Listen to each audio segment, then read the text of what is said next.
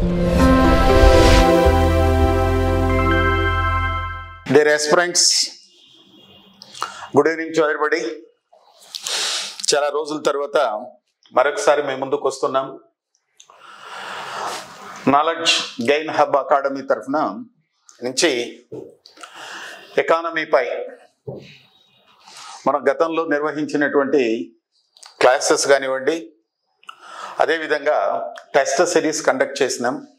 ఆ టెస్ట్ సిరీస్లో నుంచి మన క్లాసెస్ చెప్పినటువంటి వాటి నుంచి నిన్న జరిగినటువంటి పరీక్షకు ఎంతవరకు ఉపయోగపడింది, ఏ కోణంలో మనం చర్చించినాము, ఏ ఏ విషయాలను గురించి మనం చర్చించినాము, క్లాసెస్లో ఏం చర్చించాం, ఇక్కడ ఎలా వచ్చినాయి, మనం క్లాస్ చెప్పినటువంటి వాటికిను మరి అటు తరువాత ఎగ్జామినేషన్స్ కండక్ట్ చేసినటువంటి వాటికి వీటన్నిటికీ కూడా ఇంటర్లింక్గా ఈ ఎగ్జామినేషన్ పేపర్ అనేది ఉన్నదా లేదా అనేటువంటి విషయాలను గురించి మనం బ్రీఫ్గా క్లుప్తంగా డిస్కషన్ చేద్దామండి. అయితే ఈ డిస్కషన్ స్టార్ట్ చేసే ముందు మీకు ఒక విషయాన్ని తెలియజెప్పాలనుకుంటున్నాను. అయితే 2023 అనుకుంటాను డిసెంబర్లో నోటిఫికేషన్ వచ్చింది. మరి ఎంతో కాలం నుంచి ఎదురు చూస్తున్నటువంటి ఆశలు నెరవేరుతాయని చెప్పేసి దాదాపు 5-6 సంవత్సరాల నుంచి వెయిట్ చేసిన అభ్యర్థులంతా కూడా ఆనందంగా ఉత్సాహంగా రాశారు. అయితే ప్రిలిమ్స్ అనేది కండక్ట్ చేశారు. దాంట్లో చిన్న పొరపాట్లు తొలినాయని చెప్పే ఉద్దేశంతో కొంత డిస్కషన్ జరిగింది. అయితే ఇటీవల కాలంలో గడిచినటువంటి 3-4 రోజుల నుంచి చోటు చేసుకున్నటువంటి నాటకీయ పరిణామాలు, ఇతర కారణాల వల్ల స్నేహపూర్వకమైనటువంటి స్నేహపూర్వకమైన ఆహ్లాదకరమైనటువంటి వాతావరణంలో పరీక్ష రాయాల్సినటువంటి వాళ్ళు చాలా ఆందోళనతో, ఉద్వేగంతో, ఉద్రిక్తతల మధ్య పరీక్ష నిర్వహించినారండి. మరి ఈ పరిస్థితులలో మనం ఎంత చదువుకున్నా కూడా ఇది మనసుకు సంబంధించినటువంటి అంశం కాబట్టి తప్పనిసరిగా తెలిసినటువంటి కొన్ని క్వశ్చన్లు కూడా చాలామంది పొరపాట్లు చేసినారు, పొరపాటు చేసి బయటకు వచ్చారు. అయితే అందరూ అవన్నిటిపైన కొంత ఉన్నది. వాటి ఏమిటి అనేటువంటి విషయాల జోలికి నేను వెళ్ళటం లేదు. చాలామంది నన్ను క్వశ్చన్స్ ఫోన్ చేసి అడుగుతూ ఉన్నారు. ఏంటంటే సార్ కట్ ఆఫ్ ఎంత ఉండవచ్చు? ఇది జోనల్ వారీగా ఉంటుందండి. రాష్ట్రం మొత్తం పైన ఉండకపోతే చెప్పడానికి కష్టము. జోనల్ వారీగా ఉంటుంది. ప్రధానంగా ఈ ఉత్తరాంధ్ర, విశాఖపట్నం, విజయనగరం, శ్రీకాకుళం జిల్లాల్లో కట్ ఆఫ్ ఎక్కువగా ఉంటుంది. అక్కడ కాంపిటీషన్ ఎక్కువగా ఉంటుంది. ఆ తర్వాత కడప, కర్నూలు, అనంతపూర్, చిత్తూరు ఇక్కడ ఎక్కువగా ఉంటుంది. మిగతా చోట్ల కొద్దిగా తక్కువగా ఉంటుంది. యావరేజ్గా మొత్తం పేపర్ 1ని పేపర్ 2ని రెండింటినీ పరిశీలించి నాకున్నటువంటి అవగాహనతో, అనుభవంతో దాదాపు ఒక 175, 180 నుంచి 200 మధ్య కట్ ఆఫ్ ఉండవచ్చునని నేను ఎక్స్పెక్ట్ చేస్తున్నానండి. ఎందుకు ఇంత చెప్తున్నాను అంటే పేపర్ 1 కొంచెం లిబరల్గానే ఇచ్చారు. పేపర్ 2లో సైన్స్ అండ్ టెక్నాలజీ కూడా బేసిక్లో ఇచ్చారు. ఎకానమీలో వచ్చేసి ఓవరాల్గా పరిశీలిస్తే 2 అంశాలు మనకి ఇక్కడ స్పష్టంగా బోధన పడ్డాయి. ఒకటి బేసిక్స్, రెండవది పేపర్ రీడింగ్. మీరు ఎవరైనా ఏమైనా అనుకోండి, ఉన్నటువంటి అంశం ఇది. బేసిక్స్ అనేటివి చాలా బాగా ఉండాలి. ఆ బేసిక్స్ని బేస్ చేసుకొని సమకాలీనటువంటి ఆర్థిక విషయాలకు, రోజువారీ పత్రికలను నిరంతరముగా ఎవరైతే చదువుకుంటూ ఉన్నారో వాళ్ళు ఒక 45 నుంచి 50 బిట్లు ఆన్సర్ కరెక్ట్గా చేయగలిగినారు. అదేవిధంగా గతంలో ఎకానమీ పేపర్కి, ఇక్కడ అడిగినటువంటి ఎకానమీ పేపర్లో ప్రశ్నలకు చాలా వైవిధ్యత ఉన్నదండి. గతంలో చూస్తే చాలా వరకు ఫ్యాక్ట్ బేస్డ్తో ఉండేటివి. అయితే ప్రస్తుతం ఎక్కడే కానీ 2-3 ప్రశ్నలు తప్ప ఫ్యాక్ట్ గణాంకాలతో ఎకానమీ అడగలేదు. ఇది ఒక శుభ పరిణామం. అదేవిధంగా చాలామంది ఈ పత్రికల్లోనూ మరి ఆ తర్వాత ఆన్లైన్లోనూ వీటన్నిటిలో కూడా చర్చించుకుంటున్నారు. ఏమని? సో కరెంట్ ఇష్యూస్ అని. కరెంట్ ఇష్యూస్ని బేస్ చేసుకున్నాడు. అట్ దట్ సేమ్ టైం బేసిక్ని కూడా పరిగణలోకి తీసుకున్నాడు. కాన్సెప్ట్ని, కరెంట్ ఇష్యూస్ని, పేపర్ రీడింగ్ని వీటన్నిటిని తీసుకొని వచ్చినారు. అటు తర్వాత ఆ కాన్సెప్ట్ అప్లికేషన్లో ఏంటి, ఎలా జరుగుతుంది అనేటువంటి వాటిని బేస్ చేసుకొని ప్రశ్నలు అడిగినారు. అదేవిధంగా ఏపీపీఎస్సి వాళ్ళు కూడా ఒక ప్రాథమిక కీ విడుదల చేశారు. మరి కనుక మీకు ఆన్సర్స్ ప్రతి దానికి కూడా చెప్పవస్తుంది. కానీ బ్రీఫ్గా నేను ఏం చేస్తాను అంటే, దెన్ మనం చెప్పినటువంటివి కోయిన్సైడ్ అయినాయా లేదా, ఏ ఏరియా నుంచి ఏ ఏరియాలు వచ్చాయి, ఎంతవరకు వచ్చాయి అనేటువంటి విషయాల గురించి చర్చించాలి. వీటితో పాటు ఎగ్జామినేషన్స్ ముందు కూడా నేను చెప్పానండి, ఏపీ ఎకానమీ ఎంతవరకు ఉండవచ్చునంటే 25 నుంచి 35 మధ్య ఉండవచ్చు అని చెప్పానండి. సో మనం ఏమైతే ఎక్స్పెక్ట్ చేసామో ఆ విధంగానే క్వశ్చన్స్ అనేవి ఏపీ ఎకానమీ నుంచి ఒక 23 నుంచి 23 ప్రశ్నలు ఉన్నాయి. అయితే మనం ఎంత ఎక్స్పెక్ట్ చేసామంటే 25 నుంచి 35 అనుకున్నాము. అదొకటి.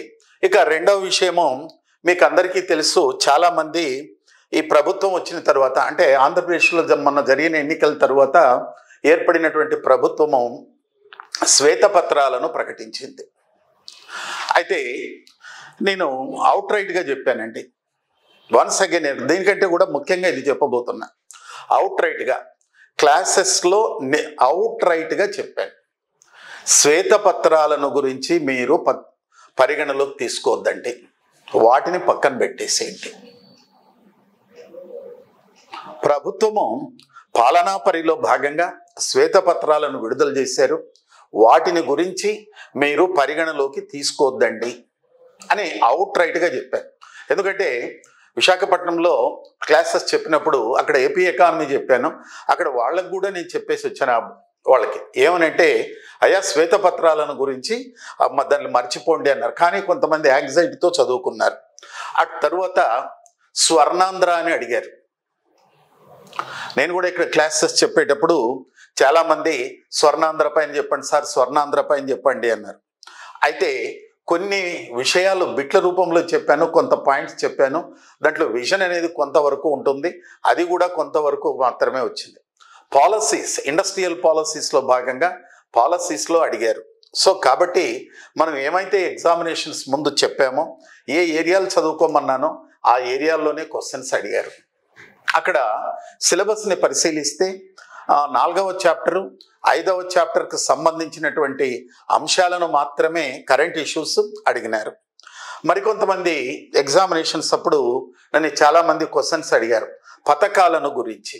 పథకాలు అనేటివి ఆల్రెడీ ఎక్కడ అంటే ప్రధానంగా ప్రిలిమ్స్లో భాగంగా డిస్కషన్ అయింది. కానీ వ్యవసాయము, పరిశ్రమలకు సంబంధించి ప్రభుత్వం ఏమైనా ప్రోగ్రామ్స్ ప్రకటించి ఉంటే వాటిని గురించి అడగడానికి ఆస్కారం ఉంటుందని కూడా చెప్పాను. సో అదే విధంగానే క్వశ్చన్ అనేది ఉంది. బేసిక్స్ బాగా నేర్చుకోమన్నాను, ఆ బేసిక్స్ అనేటివి కూడా వచ్చినాయి. మరి ఇండియన్ ఎకానమీ పాయింట్ ఆఫ్ వ్యూకి వస్తే, ఇండియన్ ఎకానమీలో కూడా నేను ఘంటాపథంగా చెప్పాను. ఏమనంటే, మీరు కాన్సెప్ట్ బాగా చదువుకోండి, ఆ కాన్సెప్ట్ని అప్లై చేస్తే దాని ఇంపాక్ట్ ఎలా ఉంటుందో దానికి అనుగుణంగానే క్వశ్చన్స్ వస్తాయి. మీరు సిలబస్ ఆధారంగా చదువుకోమని చెప్పాను, అలానే చెప్పాను. కానీ నేను ఏ విధంగా పాఠాలు అయితే చెప్పానో దానికి అనుగుణంగా కొంచెం అప్లికేషన్ పార్ట్లో క్వశ్చన్స్ అనేటివి అడిగినారు. మరి దీనిని బట్టి చూసి మరి ఇక్కడ సర్వీస్ వచ్చినటువంటి వాళ్ళకి, ఆ సర్వీస్ వచ్చినటువంటి వాళ్ళు హ్యాపీగా ఫీల్ అవుతారు. మరి సర్వీస్ రాకుండా నెక్స్ట్ మళ్ళీ గ్రూప్ 2 నోటిఫికేషన్స్కి ప్రిపేర్ అయ్యేటువంటి వాళ్ళకి కూడా ఇక్కడ నేను ఒక అడ్వైజ్ చేస్తున్నాను. బేసిక్స్ అనేటివి బాగా చూసుకోండి. యూట్యూబ్లు, ఆన్లైన్లు వీటన్నిటికీ గుడ్ బై చెప్పండి అమ్మా. ఓవరాల్గా నేను చెప్తాను, లైవ్ క్లాసెస్ తీసుకోండి, బేసిక్స్ బాగా నేర్చుకోండి, ఆటోమేటిక్గా సక్సెస్ రేట్ అనేది వస్తుంది. ప్రాక్టీస్ అనేది ఇంపార్టెంట్. రెగ్యులర్గా పేపర్ రీడింగ్ అనేది చాలా చాలా ఇంపార్టెంట్ అండి. ఆ పేపర్ని చదువుకొని వాటిలో ఉన్నటువంటి అంశాలని నోట్ చేసుకుంటే అత్యధిక మార్కులు స్కోర్ చేయడానికి అవకాశం ఉంటుంది. మరి కాలయాపన చేయకోకుండా దెన్ సిలబస్లోకి ఎంటర్ అయిపోదాం. సో దాంట్లో భాగంగా మనకి ఏమైతే క్వశ్చన్ పేపర్ ఉందో వాటిని ఆధారంగా మనము చర్చించుకుంటూ ఉందామండి.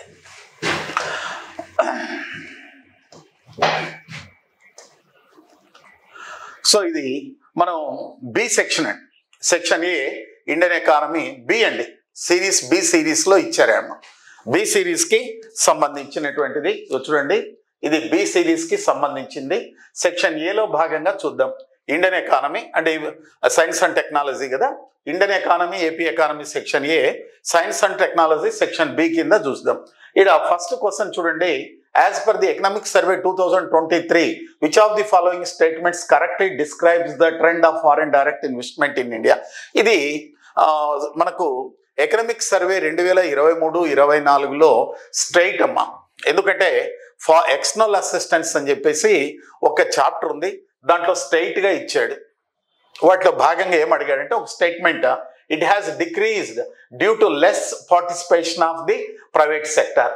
అంటే 2022-23లో వచ్చినటువంటి ఎఫ్డిఐలు గత సంవత్సరంలో వచ్చినటువంటి ఎఫ్డిఐల కంటే తక్కువగా ఉన్నాయి, అంటే ప్రైవేట్ రంగంలో తక్కువగా ఉన్నాయి అన్నారు. అయితే ఎకనామిక్ సర్వేలో వాడు స్ట్రైట్గా అడిగినాడండి, 2022-23లో రాష్ట్రానికి భారతదేశానికి వచ్చినటువంటి ఎఫ్డిఐలు $42.6 బిలియన్, 2023-24లో $26.5 బిలియన్ ఫారిన్ డైరెక్ట్ ఇన్వెస్ట్మెంట్స్ దేశానికి వచ్చినాయి. కానీ ప్రైవేట్ రంగము యాక్టివ్గా పెట్టుబడులను పెట్టినది. అందువల్ల ఇక్కడ ఏమంటామంటే దీన్ని అవుట్ రైట్గా మనము తీసేసుకోవచ్చు, ఇది రాంగ్ స్టేట్మెంట్గా తీసుకోవచ్చు. Right, it increased compared to the pandemic level. మరి 2020-21లో పాండమిక్ అనేది వచ్చిందండి. ఆ పాండమిక్ లెవెల్ స్థాయిలో ఈ పెట్టుబడులు అనేటి ఎఫ్డిఐలు అనేటివి చూస్తే దానికంటే పెరిగినాయి అంటాడు. కానీ 2020-21లో ఎఫ్డిఐ టు జీడిపి రేషియోని చూస్తే దెన్ ఎంత ఉన్నదంటే 0.62 ఉందమ్మా. అయితే 2022-23లో ఎఫ్డిఐ జీడిపిని చూస్తే 0.32 ఉంది. కాబట్టి ఇది కూడా రాంగ్ స్టేట్మెంట్ అండి. It has increased rapidly without decreasing any financial year after telecom sector was entirely reformed. So ఇది కూడా అసంబద్ధం అండి. Okay, it has decreased due to week global situation. ఇది స్ట్రైట్గా ఇచ్చాడండి. 2023-24లో భారతదేశానికి వచ్చినటువంటి ఎఫ్డిఐలు $42.6 బిలియన్ ఉండేటివి 2022-23లో. అయితే 2023-24లో ఎంత ఉన్నాయంటే $26.5 బిలియన్ తగ్గినాయి. సో ఇది ఆన్సర్ వచ్చేసి డి అండి. D is the answer. చూడండి, ఇక్కడ తెలుగులో మనం చూస్తే ఎకనామిక్ సర్వే 2023 ప్రకారం భారతదేశంలో విదేశీ ప్రత్యక్ష పెట్టుబడుల ట్రెండ్ క్రింది వాటిలో ప్రకటనకు సరైనటువంటిది ఏమిటి వివరిస్తున్నాయంటే, ప్రైవేట్ రంగం భాగస్వామ్యం తక్కువగా ఉండటం వల్ల ఇది తగ్గింది. లేదండి, ఎఫ్డిఐలో ప్రైవేట్ రంగము యాక్టివ్గా ఉన్నది. ప్రీ పాండమిక్ స్థాయిలో పోలిస్తే పెరిగింది, ప్రీ పాండమిక్ స్థాయిలో పోలిస్తే తగ్గినాయండి. టెలికాం రంగం పూర్తిగా సంస్కరించినారు.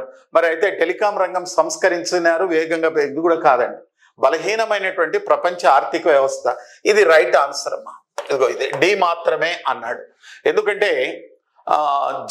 అంటే ప్రపంచవ్యాప్తంగా ఈ పొలిటికల్ ఇన్స్టెబిలిటీ, ఈ ద్రవ్యోల్బణము, మరి ఇలాంటివన్నీ కూడా కలిసి బలహీనమైనటువంటి ప్రపంచ ఆర్థిక వ్యవస్థ అమ్మా. ఇది ఆన్సర్. రైట్, రెండవ క్వశ్చన్ చూడండి అమ్మా. Which article of the Indian constitution empowers the central government to extend loans to the state government? అంటే రాష్ట్ర ప్రభుత్వాలు రాజ్యాంగంలో ఏ అధికరణం ద్వారా రాష్ట్ర ప్రభుత్వాలకు కేంద్ర ప్రభుత్వము రుణం ఇచ్చే అధికారం ఉన్నది అనే పాయింట్ అన్నాడు. అయితే చాలా మంది ఏం రాశారంటే ఆర్టికల్ 292 అంటాడు. ఈ 292 అనేది కాన్స్టిట్యూషనల్గా మనకు తెలిసినమ్మా. దీంట్లో ఏంటంటే కేంద్ర రాష్ట్ర ప్రభుత్వాలు రుణము చేయడానికి గల గైడ్ లైన్స్ ఉన్నాయండి. ఆర్టికల్ 293 దీంట్లో ఏం చెప్తుందంటే, మీకు రాజ్యాంగం బాగా తెలుసు, ఎకానమీ అనేది రాజ్యాంగంతో ముడిపడి ఉంటుంది. ఆ రాజ్యాంగంలోని 293 అధికరణం ప్రకారము కేంద్ర ప్రభుత్వము రాష్ట్రాలకు రుణం ఇచ్చే అధికారం అనేది ఉంటుంది, రాష్ట్ర ప్రభుత్వాలు ఉంటుంది. అందువల్ల ఆన్సర్ ఇదండి. థర్డ్ క్వశ్చన్ చూడండి. Third question, which among the following statements is correct? ఇక్కడ 4 వాక్యాలు ఇచ్చినారు బిఓపికి సంబంధించి. ఈ 4 వాక్యాల్లో సరైనటువంటి వాక్యం ఏది అన్నాడు. Capital account, which among the following statement is correct? Right, balance of payment BOP includes current account, capital account. Balance of payment include only capital account. Balance of payments include only current account.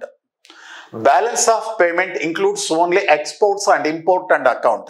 అయితే dear aspirants, మీరు question అనేది మీకు answer అనేది మీకు తెలుసు, కానీ ఇక్కడ మీరు గుర్తుపెట్టుకోవాల్సింది ఏంటంటే BOP అంటేనే మీకు తెలుసమ్మా, బ్యాలెన్స్ ఆఫ్ పేమెంట్.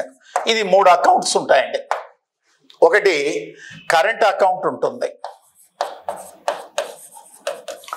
రెండవది క్యాపిటల్ అకౌంట్ ఉంటుంది, మూలధన ఖాతా ఉంటుంది, మూడవది ట్రేడ్ అకౌంట్, అధికారాల పరిష్కార ఖాతా ఉంటుంది. మీకు క్లాస్లో కూడా నేను ఆటోమేటిక్గా టెస్ట్ సిరీస్లో కానివ్వండి, లేకపోతే అట్ ద సేమ్ టైం నేను క్లాసెస్ లైవ్ కమ్ రికార్డెడ్ చెప్పాను, వాటిలో కానీ ఈ వేసానండి. టెస్ట్ సిరీస్లోనే కండక్ట్ చేశాను. అట్ ద సేమ్ టైం మనకు క్లాస్ చెప్పేటప్పుడు కూడా ఇది తీసుకొని వచ్చాం. మరి దీన్ని బేస్ చేసుకొని అక్కడ క్వశ్చన్ అడిగినాడు. అయితే ఇక్కడ మనకేంటంటే 4 స్టేట్మెంట్లో ఏమిటి, ఈ 4 స్టేట్మెంట్లో ఇది కరెక్ట్, ఓన్లీ క్యాపిటల్ అకౌంట్ చెప్తుంది, ఇది ఓన్లీ కరెంట్ అకౌంట్ చెప్తుంది, export and import cargo, export and import of account అంటే ఎగుమతులు దిగుమతులు మాత్రమే చెప్తుంది. అందువల్ల ఆన్సర్ వచ్చేసి balance of payment includes current account and capital account అండి. BOP 3 account. అయితే ఇక్కడ ట్రేడ్ అకౌంట్ కూడా కావాలి. ఈ 4 ఇది రైట్ ఆన్సర్ అమ్మా. రైట్. ఇక్కడ 4వది అసర్టేషన్ అండ్ రీజనింగ్ ఇచ్చారమ్మా. మరి 2007 నుంచి గ్రూప్ 2 పరీక్షల్లో ఎప్పుడు కూడా అసర్టేషన్ అండ్ రీజన్ అనేది ఇవ్వలేదు.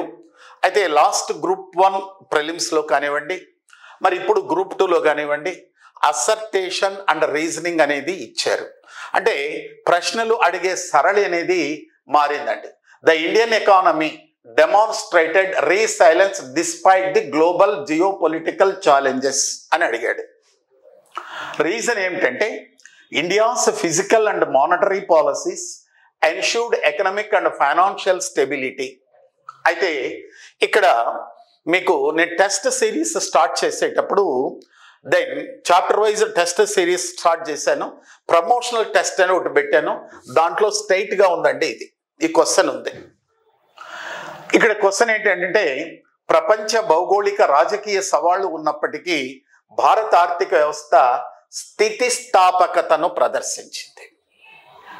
2020 తరువాత పాండమిక్ ఇంపాక్ట్ కానివ్వండి, at the same time Ukraine Russia యుద్ధం కానివ్వండి, అటు తర్వాత ద్రవ్యోల్బణం కానివ్వండి, ఇతర కారణ దెన్ తర్వాత ఈ పశ్చిమాసియా ప్రాంతాల్లో ఉన్నటువంటి గొడవలు అయితేనేమైనండివ్వండి, దెన్ అటు తర్వాత ముడి చమురుల ధరల్లో అస్థిరత్వం, ఇవన్నీ కూడా గ్లోబల్ ఛాలెంజెస్ ఉన్నప్పటికీ కూడా 2020-21 తరువాత భారత ఆర్థిక వ్యవస్థ క్రమేపీ వృద్ధి చెంది 2023-24లో 8.2% వృద్ధి రేటును సాధించింది.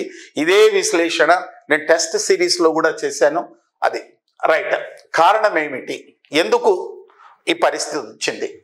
భారతదేశం యొక్క ఆర్థిక మరియు ద్రవ్య విధానాలు కోవిడ్ తరువాత ఆర్థిక మరియు ద్రవ్య స్థిరత్వాన్ని నిర్ధారించినాయి. COVID-19 తరువాత భారత ప్రభుత్వం పాటించినటువంటి మానిటరీ పాలసీ కానివ్వండి, అటు తరువాత ఫిజికల్ పాలసీ కానివ్వండి, మరి ఎకానమీ అనేది మనం ఊపందుకొనడానికి అవకాశం అనేది కల్పించింది. సో ఈ విధంగా మనది ఏర్పడింది. అందువల్ల ఇక్కడ ఆన్సర్ ఏం చూస్తే చూడండి, ఈ 4వది రీజన్ చూడండి, ఏ స్టేట్మెంట్ కరెక్ట్, బి స్టేట్మెంట్ కూడా కరెక్టేనండి. అయితే చూడండి ఏ అండ్ ఆర్ సరైనటువంటివి. అయితే 2023-24లో జీడిపి అట్ ఎంపీ 8.2% గ్రోత్ రేట్ని సాధించింది. కాబట్టి దీన్ని సాధించడానికి కారణం ఏంటంటే చూడండి, భారత ప్రభుత్వం పాటించిన మానిటరీ పాలసీ, ఫిజికల్ పాలసీలు కూడా సరైనటువంటివి. ఆర్ అనేది ఏకు సరైన వివరణ. అంటే నేను ఇక్కడ ఏదో మీకు ఆన్సర్ ఆల్రెడీ ఉన్నది మీరు చెప్తున్నారు సార్ అనుకోవద్దండి. అయితే క్వశ్చన్ ఎలా అడిగాడు, మరి రేపు ప్రొద్దున భవిష్యత్తులో గ్రూప్ 1 రాసుకోవాలా, మరి ఇక్కడ అవకాశం కోల్పోయినటువంటి వాళ్ళు మళ్ళీ గ్రూప్ 2 ప్రిపేర్ అవుతారు, ఎలా చదవాలి అనేది బేస్ చేసుకోవాలండి. చూడండి క్వశ్చన్ ఎలా అడిగాడు అంటే ఇక్కడ ఏంటంటే కాన్సెప్ట్ అనేది చాలా ఇంపార్టెంట్. కాన్సెప్ట్ తర్వాత మనం పరిగణలోకి తీసుకోవాల్సింది పత్రికల పఠన, పేపర్ రీడింగ్ అనేది చాలా ఇంపార్టెంట్ అండి. మరి 5వ క్వశ్చన్ చూడండి, ఎస్డిజి ఇండియా ఇండెక్స్ కండి. ఈ ఎస్డిజి ఇండియా ఇండెక్స్కి ఈ 4 స్టేట్మెంట్స్లో ఏ అండ్ బి అనేది కరెక్ట్ స్టేట్మెంట్. మరి రీసెంట్గా 2023-24లో నీతి ఆయోగ్ అనేది ఎస్డిజి ఇండియా ఇండెక్స్ని రిలీజ్ చేసిందండి. ఆ ఎస్డిజి ఇండియా ఇండెక్స్కి సంబంధించి పూర్తి సమాచారం నీకు తెలిసి ఉంటేనే నువ్వు ఇలా కరెక్ట్ ఏమిటనేది స్టేట్మెంట్లు తీసుకుంటావు. మరి 2023-24లో ఎస్డిజి ఇండియా ఇండెక్స్ అనేది 71కి మెరుగుపడింది. కంబైన్డ్ స్కోర్, కామన్ స్కోర్ అనేది 71కి మెరుగుపడింది. Yes, it is the right one. 57 నుంచి 71కి, 2018లో 57 ఉంది, 71కి పెరిగింది. Okay, right one. ఉత్తరాఖండ్ కేరళతో అగ్రస్థానాన్ని పంచుకుంది.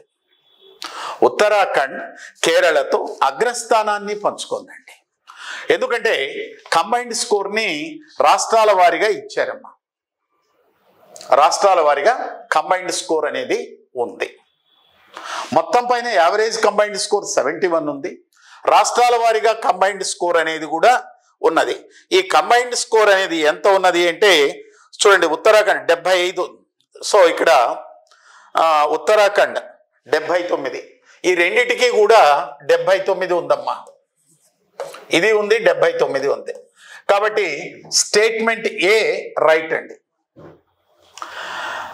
మరి తాజా అంటే 2023-24 ఎస్డిజి ఇండియా ఇండెక్స్లో ఆంధ్రప్రదేశ్ ఫ్రంట్ రన్నర్ కేటగిరీలో ఉంది. అంటే ఎస్డిజి ఇండియా ఇండెక్స్ కామన్ స్కోర్ని 4 విధాలుగా వర్గీకరించినారు. యాస్పిరెంట్స్ అని. యాస్పిరెంట్స్ అంటే 0 to 49 మధ్య ఉంటే యాస్పిరెంట్స్ అంటారండి. చూడండి, 0 to 49 మధ్య ఉంటే యాస్పిరెంట్స్ అంటారు. ఓకే, ఏ రాష్ట్రం యొక్క స్కోర్ కంబైన్డ్ స్కోర్ 0 నుంచి 49 మధ్య ఉంటే యాస్పిరెంట్స్ అంటారు. మరి ఆ తర్వాత ఫ్రంట్ రన్నర్స్ అని ఉంటారండి.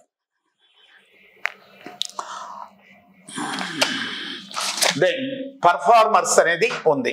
50 నుంచి పర్ఫార్మర్స్ది తీసుకొని వచ్చినాడు. 64 మధ్య ఉంటే పర్ఫార్మర్స్ అని అంటాడండి.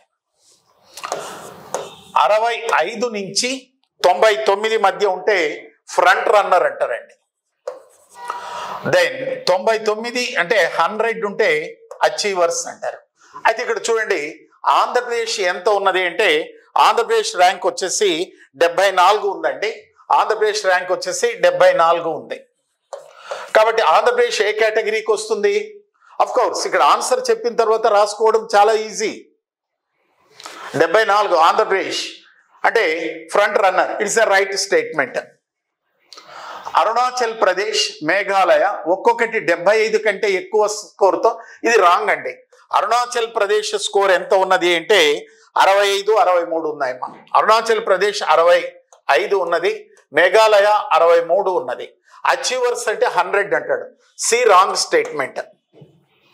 2023-24 ఇండెక్స్లో లక్షద్వీప్, ఉత్తరప్రదేశ్ సగటు కంటే, జాతీయ సగటు కంటే గణనీయముగా ఎక్కువగా స్కోర్ చేసినాయి. చూడండి ఎంత ట్రికీగా ఉన్నదో క్వశ్చన్. లక్షద్వీప్ అనేది ఎంత ఉన్నది అంటే ఇక్కడ మీరు గమనించండి, 66, 69 ఉందండి. 66, ఇది ఉత్తరప్రదేశ్ 69 ఉంది. సగటు స్కోర్ ఎంత ఉంది? 71 ఉంది. చూడండి మీకు క్వశ్చన్ ఏంటంటే, సో దీన్ని నేను క్లాస్లో ఎస్డిజి ఇండియా ఇండెక్స్ రిలీజ్ అయిన తర్వాత క్లాస్ చెప్పేటప్పుడు ఈ నీతి ఆయోగ్లో భాగంగా ఎస్డిజి ఇండియా ఇండెక్స్ ఇవన్నీ కూడా చెప్పేశానండి. మీరు కావాల్సింటే చాలామంది నేను live class sessions knowledge gain academy hub అది కానివ్వండి, షైన్ ఇండియా క్లాసెస్ కూడా చెప్పానండి నీతి ఆయోగ్లో. దాంట్లో కూడా నేను సో వీటన్నిటిని తీసుకొని ఈ పవర్ పాయింట్ ప్రజెంటేషన్లో భాగంగా ప్రతి రాష్ట్రము ప్రతి అంశము దాదాపు 1.5 hour ఎస్డిసి ఇండియా ఇండెక్స్ గురించి చెప్పాను. ఆ రోజు మనం చెప్పేటప్పుడు కూడా కొంతమంది ఏమన్నారంటే సార్ ఇంత అవసరమా అని అన్నారు. మరి ఈరోజు చూడండి, మొత్తం నీకు తెలిసి ఉంటేనే ఆన్సర్ చేయగలుగుతావు లేదు. సో ఏ అండ్ బి మాత్రమే సరైనటువంటివి ఈ స్టేట్మెంట్స్. అంటే ఇక్కడ ఈ ప్రశ్నకు సమాధానం చేయాలి అంటే ఎన్ని సమాధానాలు తెలిసి ఉంటే నువ్వు ఆన్సర్ చేయగలుగుతావో చూడండి. అందువల్ల dear aspirants, what I advise to you, మనము బేసిక్స్ బాగా చదువుకోవాలి.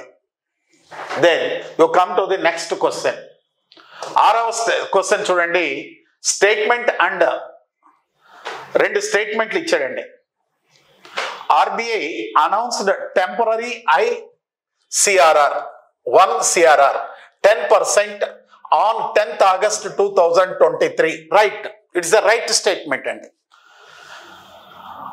10/8/2023 రిజర్వ్ బ్యాంక్ అనేది తాత్కాలిక 1/CRRని 10%గా చేసిందండి. Okay, right. ఈ చర్య వల్ల impounded about 1.1 lakh crore from banking system. ఎప్పుడైతే తాత్కాలికంగా 1 CRRని 10 బేసిక్ పాయింట్స్ పెంచిందో, మరి ఇమ్మీడియట్గా 1.1 లక్ష కోట్ల రూపాయలు బ్యాంకుల నుంచి రిజర్వ్ బ్యాంక్కి పోయిందంట. ఇది మనకు ఈ స్టేట్మెంట్ అనేది మానిటరీ పాలసీని ఎకనామిక్ సర్వేలో ఉందమ్మా, అది ఉన్నది. దీన్ని నేను మీకు టెస్ట్ సిరీస్లో భాగంగా కండక్ట్ చేశానండి. ద్రవ్య విధానాల్లో భాగంగా కండక్ట్ చేసినటువంటి టెస్ట్ సిరీస్లో ఈ పాయింట్ అనేది మెన్షన్ చేశాను. ఏమని మెన్షన్ చేశానంటే 10/8/2023 కావాల్సిన టెస్ట్ సిరీస్ నాలెడ్జ్ గెయిన్ అకాడమీలో చూస్తే ఉన్నదండి. 1 CRRని 10% ఎంత తగ్గించినారు అని అడిగాను. 1 పాయింట్ ఎంత డబ్బు, 1.14 లక్షల కోట్లు ఎవరి నుంచి? ఎప్పుడైతే సిఆర్ఆర్ని టెంపరీగా చేశారో, మరి ఇమ్మీడియట్గా బ్యాంకుల నుంచి ఎక్కడికి పోతాయి డబ్బులు? ఆర్బీఐకి పోతాయి. కాబట్టి ఇక్కడ ఏంటి స్టేట్మెంట్? సో చూడండి, 6వ స్టేట్మెంట్ చూస్తే మీకు 6వ క్వశ్చన్ పరిశీలిస్తే చూడండి, ఏ అండ్ బి వ్యాఖ్యానాలు 2 కరెక్టేనండి, 2 కరెక్టే. మరి India's rank in world bank logistic performance index, దీంట్లో భాగంగా ఆర్థిక వృద్ధి ఆర్థిక అభివృద్ధిలో నేను ఒక 50 బిట్లతో ఎగ్జామ్ కండక్ట్ చేశాను. దాంట్లో logistic performance index, world bank అనేది లాజిస్టిక్ పర్ఫార్మెన్స్ ఇండెక్స్ ని రూపొందిస్తున్నది. అది భారత్ యొక్క స్థానం అనేది 38కి ఉన్నది అని చెప్పేసి ఉన్నది. ఇది ఎకనామిక్ సర్వేలో కూడా ఉన్నదండి. 2023-24 ఎకనామిక్ సర్వేలో కూడా ఉన్నది question. Right. In the union budget 2024-25 the government has promised funds to the following industrial nodes as a part of development of the Visakhapatnam, Chennai and Bangalore, Hyderabad industrial corridors. దీన్ని నేను then physical పాలసీకి సంబంధించి test conduct చేశానమ్మా. ఆ టెస్ట్లో డైరెక్ట్గా అడిగాను question. AP ఎకానమీలో భాగంగా అడిగాను. ఆ తర్వాత ఇక్కడ కూడా అడిగాను, యాజ్ ఇట్ ఈస్గా క్వశ్చన్ అడగడం జరిగింది. మరి కొప్పర్తి అంటే కడప జిల్లాలో కొప్పర్తి ఉన్నది. ఈ కొప్పర్తిని వచ్చేసి ఇది ఎక్కడ వస్తుందంటే విశాఖపట్నం, చెన్నై దీని కింద వస్తుంది కొప్పర్తి. మరి ఓర్వకల్లు వచ్చేసి హైదరాబాద్ బెంగళూరు ఇండస్ట్రియల్ క్యారిడార్. ఇది ఆన్సర్ అండి.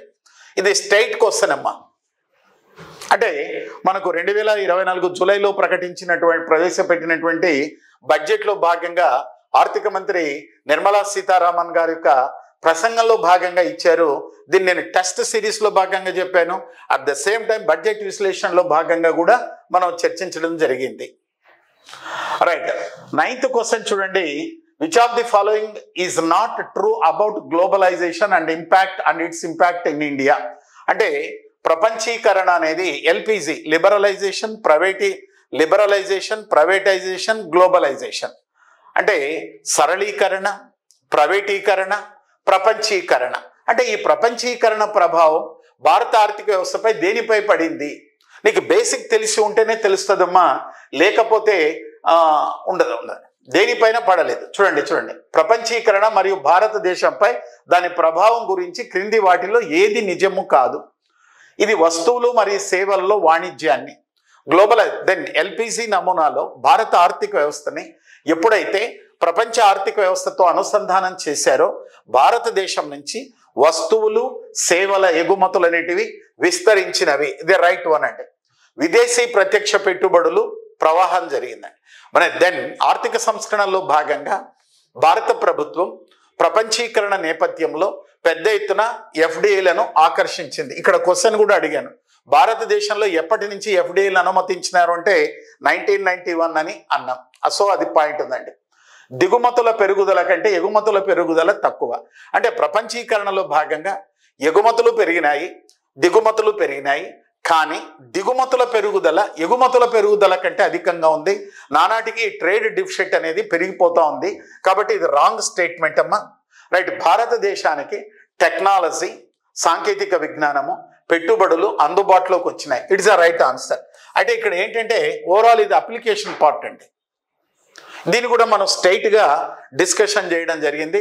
ఓవరాల్గా నా క్లాసెస్ కానివ్వండి, టెస్ట్ సిరీస్ కానీ రాసినటువంటి వాళ్ళు దీన్ని ఆన్సర్ చేయగలుగుతారమ్మా. రైట్. 10వ క్వశ్చన్ చూడండి. స్టేట్మెంట్ రీజన్ అండి. అసర్టేషన్ ఇచ్చాడు, రీజన్ అడిగాడు. ఇక్కడ ఏంటంటే ఆంధ్రప్రదేశ్లో ప్రధానమంత్రి ఫసల్ బీమా యోజన కింద రైతుల కవరేజ్ సంవత్సరాలుగా పెరుగుతున్నది. ఇట్స్ రైట్ స్టేట్మెంట్ అమ్మా. ప్రధానమంత్రి ఫసల్ బీమా యోజన కింద ఏ సంవత్సరానికి ఆ సంవత్సరం రైతులు ఎక్కువ భాగం తమ పంటలను బీమా చేసుకుంటున్నారు. ఇట్స్ ద రైట్ ఆన్సర్ అమ్మా, రైట్ స్టేట్మెంట్. కారణం, ఆంధ్రప్రదేశ్లో ఇటీవలి సంవత్సరాలలో వరదలు, కరువులు మరియు తుఫానుల వంటి విపరీత వాతావరణ సంఘటన రైతులు గణనీయమైనటువంటి పంట నష్టాలు. మరి ఇటీవల కాలంలో ఒకవైపు వరదలు వస్తున్నాయి, కరువులు. చూడండి, ఉత్తరాంధ్ర ఇవన్నీ చూస్తే వరదలు ఉన్నాయి, రాయలసీమ ప్రాంతం చూస్తే కరువులు ఉన్నాయి, తుఫాన్లు అనేటివి తీర ప్రాంతం తుఫాన్లు అనేటివి ఉన్నాయి. అందువల్ల నష్టాలు అనేటివి బాగా ఉంటున్నాయండి. మరి ఏ మరియు ఆర్, అసర్టేషన్, రీజన్ రెండు నిజం అండి.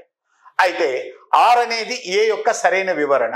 ఎందుకు అంటే మరి ఎప్పుడైతే ఈ వరదల వల్ల, కరువుల వల్ల, తుఫానుల వల్ల పంటలు నష్టపోతున్నాయి కాబట్టి ఆ పంట నష్ట పరిహారాన్ని పొందడానికి ప్రధానమంత్రి ఫసల్ బీమా యోజన కింద రైతులు పెద్ద ఎత్తున జాయిన్ అవుతున్నారు, పెంచుకుంటున్నారండి.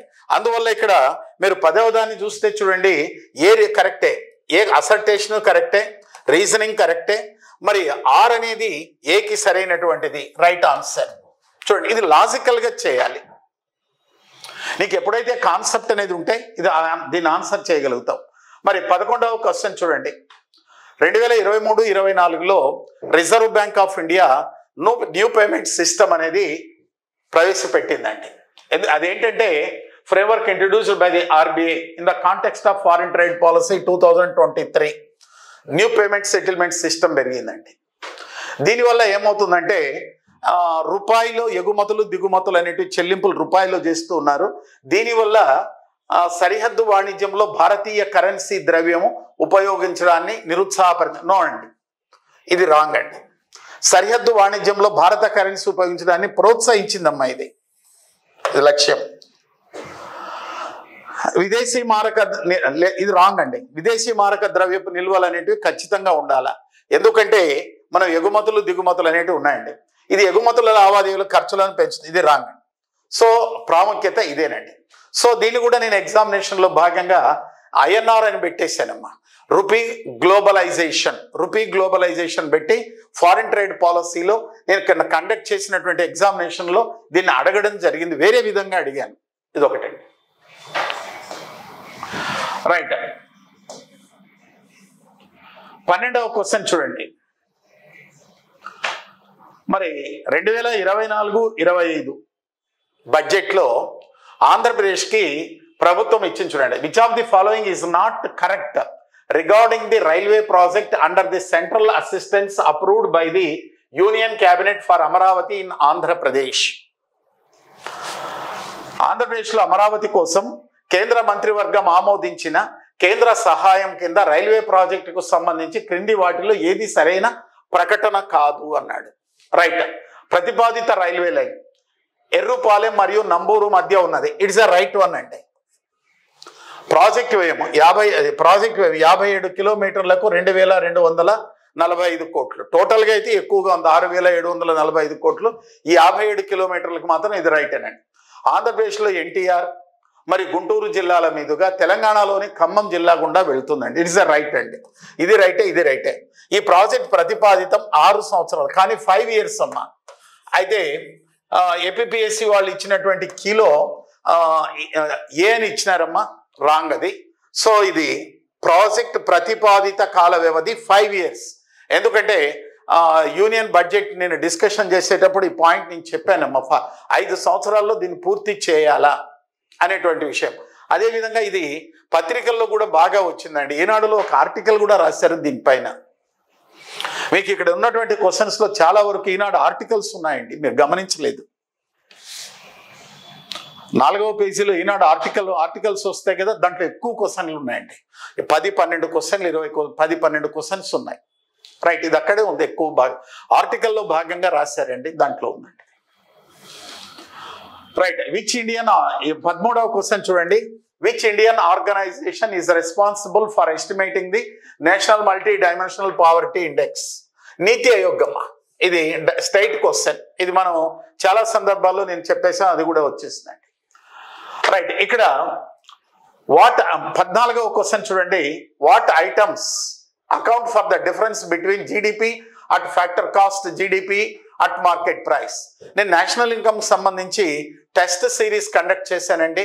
ఆ టెస్ట్ సిరీస్లో మార్కెట్ ధరలకు కారకాల ధరలకు మధ్య గల తేడా ఏమిటి అని అడిగాను. GDP at factor cost, GDP at market price, market కారకాల ధరలకు. రైట్. ఇక్కడ ఆన్సర్ వచ్చేసి చూడండి, డైరెక్ట్ ట్యాక్సెస్, ప్రత్యక్ష పన్నులు ధరలలో చేరి ఉండవు. అవుట్ రైట్గా దీన్ని తీసేసేయండి. డైరెక్ట్ ట్యాక్సెస్ తీసేసేయండి, డైరెక్ట్ ట్యాక్సెస్ తీసేసేయండి. ఎందుకంటే మీకు ఒక్కటే మాట అండి, ప్రత్యక్ష పన్నులు ఎప్పుడు మార్కెట్ ధరలో ఉండవు. నీకు ఆ బేసిక్ కాన్సెప్ట్ తెలిసి ఉంటే చాలు. ఇక్కడ చూడండి, ఇక్కడ డైరెక్ట్ ట్యాక్స్ అన్నాడు, ఇక్కడ డైరెక్ట్ ట్యాక్స్ అన్నాడు, ఇక్కడ డైరెక్ట్ ట్యాక్స్ అన్నాడు. అవుట్ రైట్గా తీసేసుకోవచ్చు. Indirect taxes plus subsidies minus indirect taxes plus subsidies. మీకు క్వశ్చన్ కూడా నేను ఇచ్చాను, దీంట్లో చాలా సందర్భాల్లో ఇచ్చాను, క్లాసులలో కూడా చెప్పాను. నేను వివిధ వేదికల పైన క్లాసెస్ చెప్తాను కదా, అక్కడ కూడా క్వశ్చన్ ఇస్తాను. The difference between factor cost and market price ఇదండి. As per the budget estimates 2024-25, the percentage of public debt in GSDP of Andhra Pradesh 2024-25 పూర్తి స్థాయి బడ్జెట్ నవంబర్లో ప్రవేశపెట్టారు కదా. దాంట్లో జిఎస్డిపి అంటే ఆంధ్రప్రదేశ్ ప్రభుత్వ రుణము జిఎస్డిపి ఎంత అంటే 34.14%. 2023 చాలా మంది ఇది పెట్టి వచ్చినారండి. 23-24 ఇది 2023-24లో 33.71%. 2024-25 ఈ సంవత్సరంలో 68,000 కోట్లు అప్పు చేయబోతున్నది. ఇదంతా కలుపుకుంటే జిఎస్డిపి విలువలో 34.14% వరకు ఉండవచ్చునని ఉన్నదండి ఇది. రైట్. ఇక్కడ మీరు గమనించండి,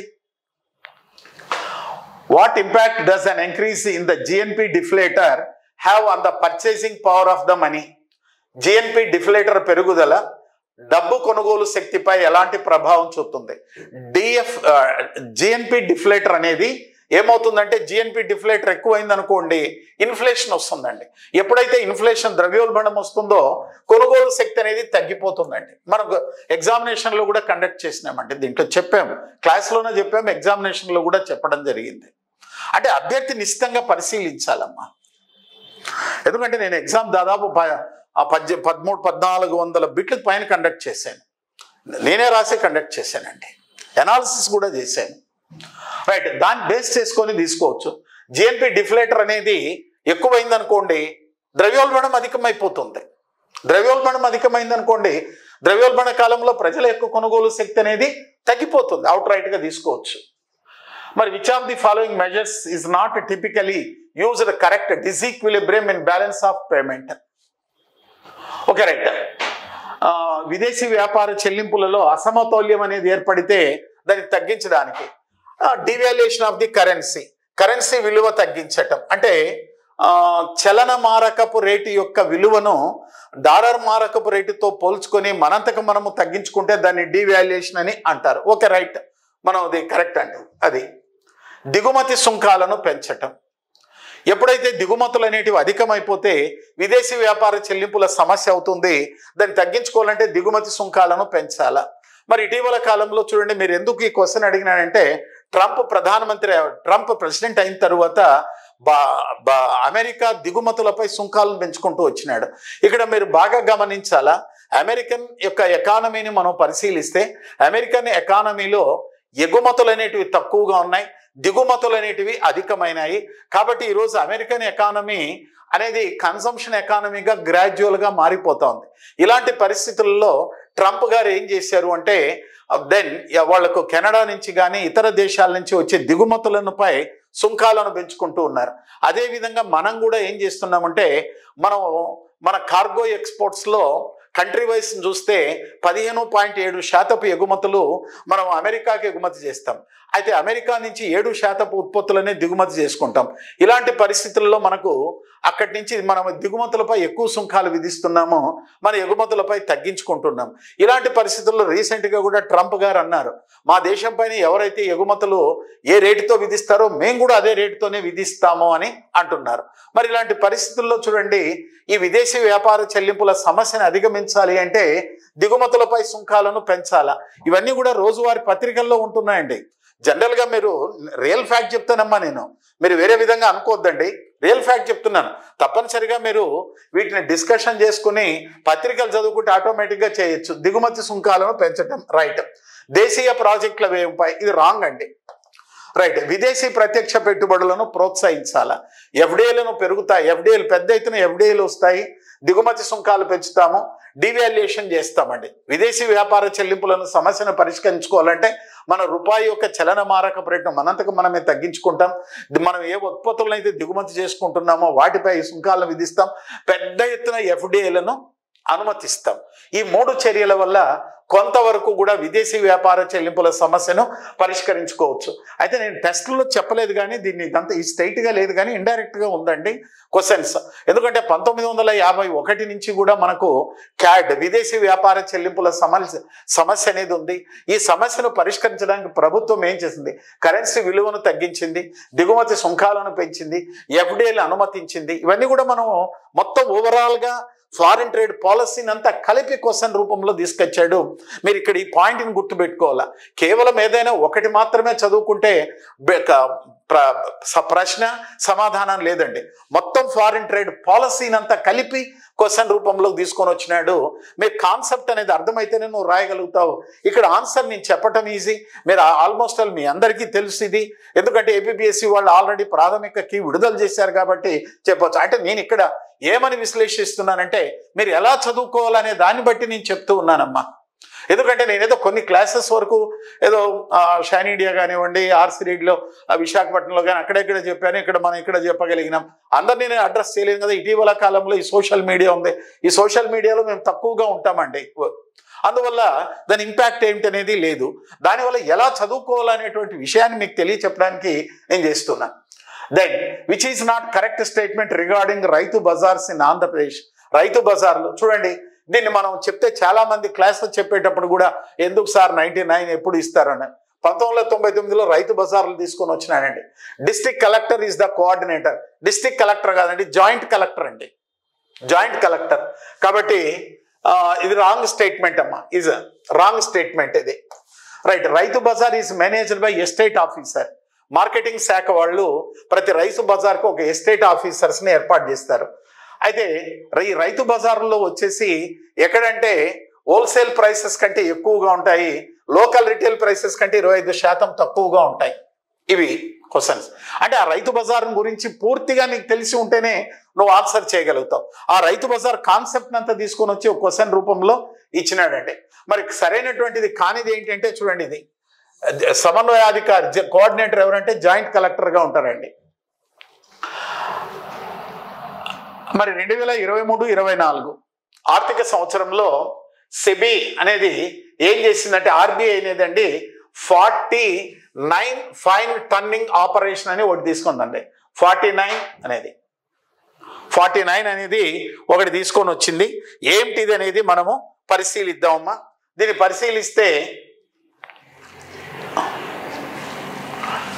what was the purpose of the 49 fine turning operations conducted by the RBI during 2023-24 అనేమ్మా.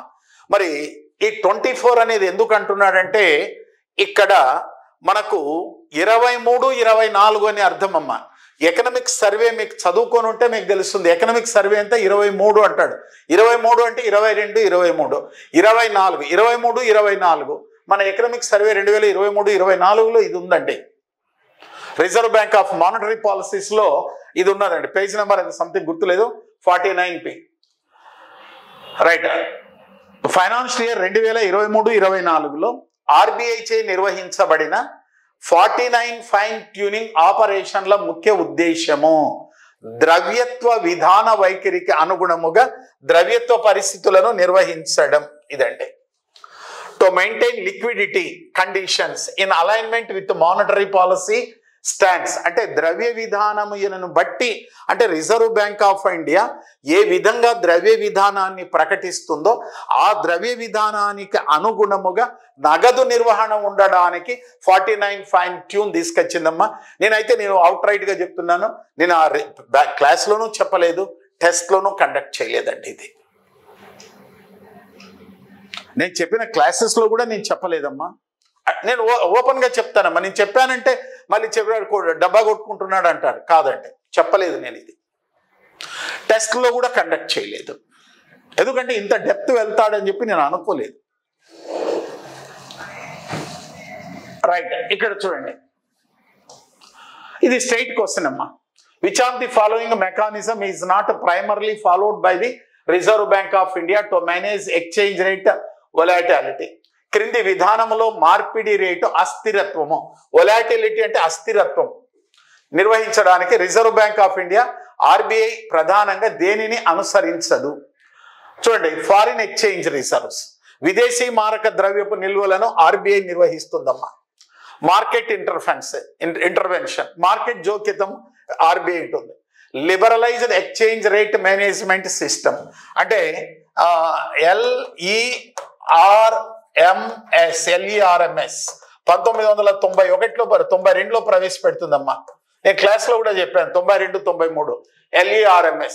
ఈ LERMS ని ప్రవేశపెట్టి మారకపు రేటును, చలన మారకపు రేటును ప్రవేశపెట్టింది. కాబట్టి ఇది ఫిజికల్ పాలసీ అనేది కోశ విధానానికి సంబంధించింది. కాబట్టి ఇదండి, ఈ మూడు కూడా పాటిస్తుంది. ఇది కోశ విధానానికి సంబంధించింది. So 28 match the following central institutions. ఎందుకంటే ఆంధ్రప్రదేశ్ రీఆర్గనైజేషన్ చట్టం ప్రకారము ఆంధ్రప్రదేశ్కి అనేక కేంద్ర ప్రభుత్వ సంస్థల్ని ఇచ్చారమ్మా. ఆ కేంద్ర ప్రభుత్వ సంస్థల్ని ఏ వాటిని ఎక్కడ కాన్సన్ట్రేషన్ చేశారు అని అడిగినాడు. దాంట్లో భాగంగా మనం పరిశీలిస్తే ఏంది ఆన్సర్ అనేది చూడండి. ఈ ఆన్సర్ను పరిశీలిస్తే మీరు Indian institute of technology, Indian institute of IIT అనేది ఇక్కడ తిరుపతిలో ఉందమ్మా. Indian institute of management, Indian institute of management వచ్చేసి ఎక్కడ ఉందంటే విశాఖపట్నం ఉందమ్మా. All India institute of medical sciences, all India, then AIIMS అమ్మా, విజయవాడకు సమీపంలో ఉంది. ఇది మీ అందరికీ తెలుసు, అందరికీ కూడా. Indian institute of information technology, Indian institute of information technology, IIT అండి, ట్రిపుల్ ఐటీ వచ్చేసి కర్నూలు అమ్మ.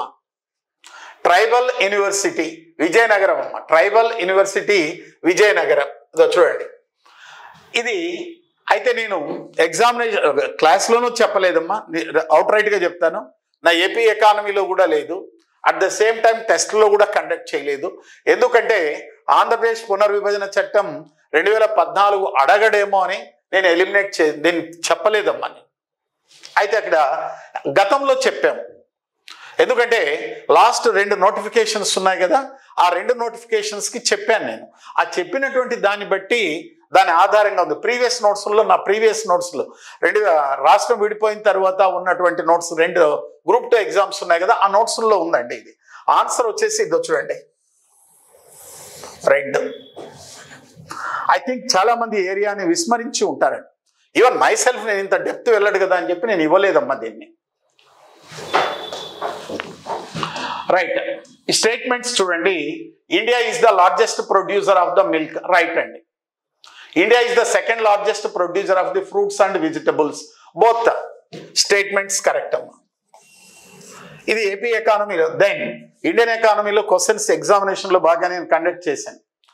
Right, which of the following statements about non plan expenditure of the central government is correct?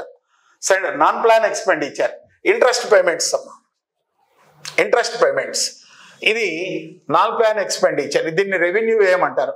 Expenditure on science and technology, capital expenditure.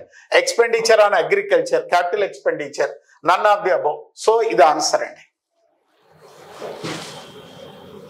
24వ question, assertion reasoning అండి. Transfer earnings are not to be included in the estimation of national income. నేను మెటీరియల్లో డైరెక్ట్గా ఇచ్చాను. జాతీయ ఆదాయంలో ఏవి కలుపుతారు, ఏవి కలపరు అనేది ఒక స్టేట్మెంట్, ఒక టేబులే ఇచ్చేసాను. జాతీయ ఆదాయంలో చేర్చే విలువలు ఏమిటి, జాతీయ ఆదాయంలో చేర్చని విలువలు ఏమిటి అనేది పెద్ద ఒక టేబుల్ ఇచ్చానండి. దాదాపు 12 పాయింట్లు ఇచ్చాను. ఎగ్జామినేషన్లో కూడా ఇచ్చాను. క్రింది వాటిలో ఏవి జాతీయ ఆదాయపు లెక్కల్లో తీసుకోరు అని అడిగినానండి. సో ఇక్కడ transfer of earnings are not be included. Yes, A is the right statement. Transfer earnings are not payments for factor service. R is also correct. ఎందుకంటే ఎంపిక చేసిన సామాజిక వర్గాల యొక్క శ్రేయస్సును పెంపొందించడానికి ప్రభుత్వము ఉచితంగా ఇచ్చే ఆర్థిక సహాయాన్ని ఏమంటామంటే బదిలీ చెల్లింపులు అంటారు. బదిలీ చెల్లింపులు అనేటివి ట్రాన్స్ఫర్ ఫ్యాక్టర్స్, ఉత్పత్తి కారకాలకు చెల్లించం. కాబట్టి A and R is the right statements అండి. ఏ అండ్ ఆర్ 2 సరైనవి. ఆర్ అనేది ఇది కరెక్ట్ ఆన్సర్ అన్నమాట. కారకాల ధరలకు చెల్లించరు కాబట్టి, ఆర్థికేతర చెల్లింపులు కాబట్టి జాతీయ ఆదాయంలో కలుపరు వీటిని. 24వది క్వశ్చన్ ఆన్సర్. రైట్, మరి 25 చూడండి. సెబీ న్యూ ఇంట్రడ్యూస్ 2+ అనేది ఒకటి ఉందండి. ఇక్కడ సెబీ కొత్తగా T+O సెటిల్మెంట్ యొక్క ప్రధాన లక్ష్యం ఏమిటి? మరి ఇటీవల కాలంలో సెబీ T+O అనే సెటిల్మెంట్ని ప్రవేశపెట్టిందండి. దీనిది ఏమిటి? ద్రవ్య లబ్ధిని పెంచడానికి స్టాక్ మార్కెట్లో పరిష్కారం. Okay, right, it is the right one అండి. ఆర్థిక లావాదేవీల్లో ఇతర పార్టీ కౌంటర్ ప్రమాదాన్ని తగ్గించడం, మార్కెట్ సామర్థ్యాన్ని పెంచడం. రైట్ అండి. పరిష్కారంపై మార్కెట్ అస్థిరత్వం. ఇదో చూడండి, 1 and 3 స్టేట్మెంట్స్ రైట్ అండి. రైట్, 26వ క్వశ్చన్ చూడండి అమ్మా. 26 చూడండి. 26 చూస్తే మీరు గమనించండి. 26కి రైట్ ఏ వచ్చేసి అపటైట్ విశాఖపట్నం కింద ఉంటుందండి. ఇది మైన్స్ అండ్ జియాలజీ కింద మనం ఉన్నదండి. రెండవది యాస్బెస్టాస్. యాస్బెస్టాస్ అనేది కడప. ఇది ఒకటి మనకు అవుట్ రైట్గా అందరికీ తెలుసు. బాల్క్లే ద్వారక తిరుమల. బాల్క్లే ద్వారక తిరుమల అని చెప్తాం. ప్రాజెక్ట్ ఉందండి వెస్ట్ గోదావరి. మైకా ఇదో చూడండి నెల్లూరు. అవుట్ రైట్గా తీసుకోవచ్చు. సో ఇదండి.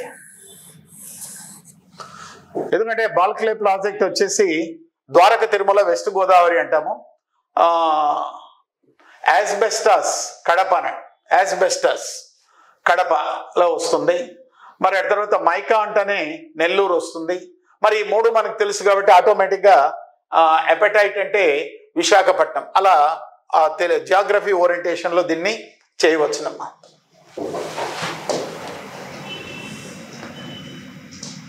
రైట్, ఇక్కడ మానిటరీ పాలసీ అన్నాడు. మానిటరీ ద్రవ్య విధానం బ్యాంక్ రేటుతో పరిమితమై ఉంటుందండి.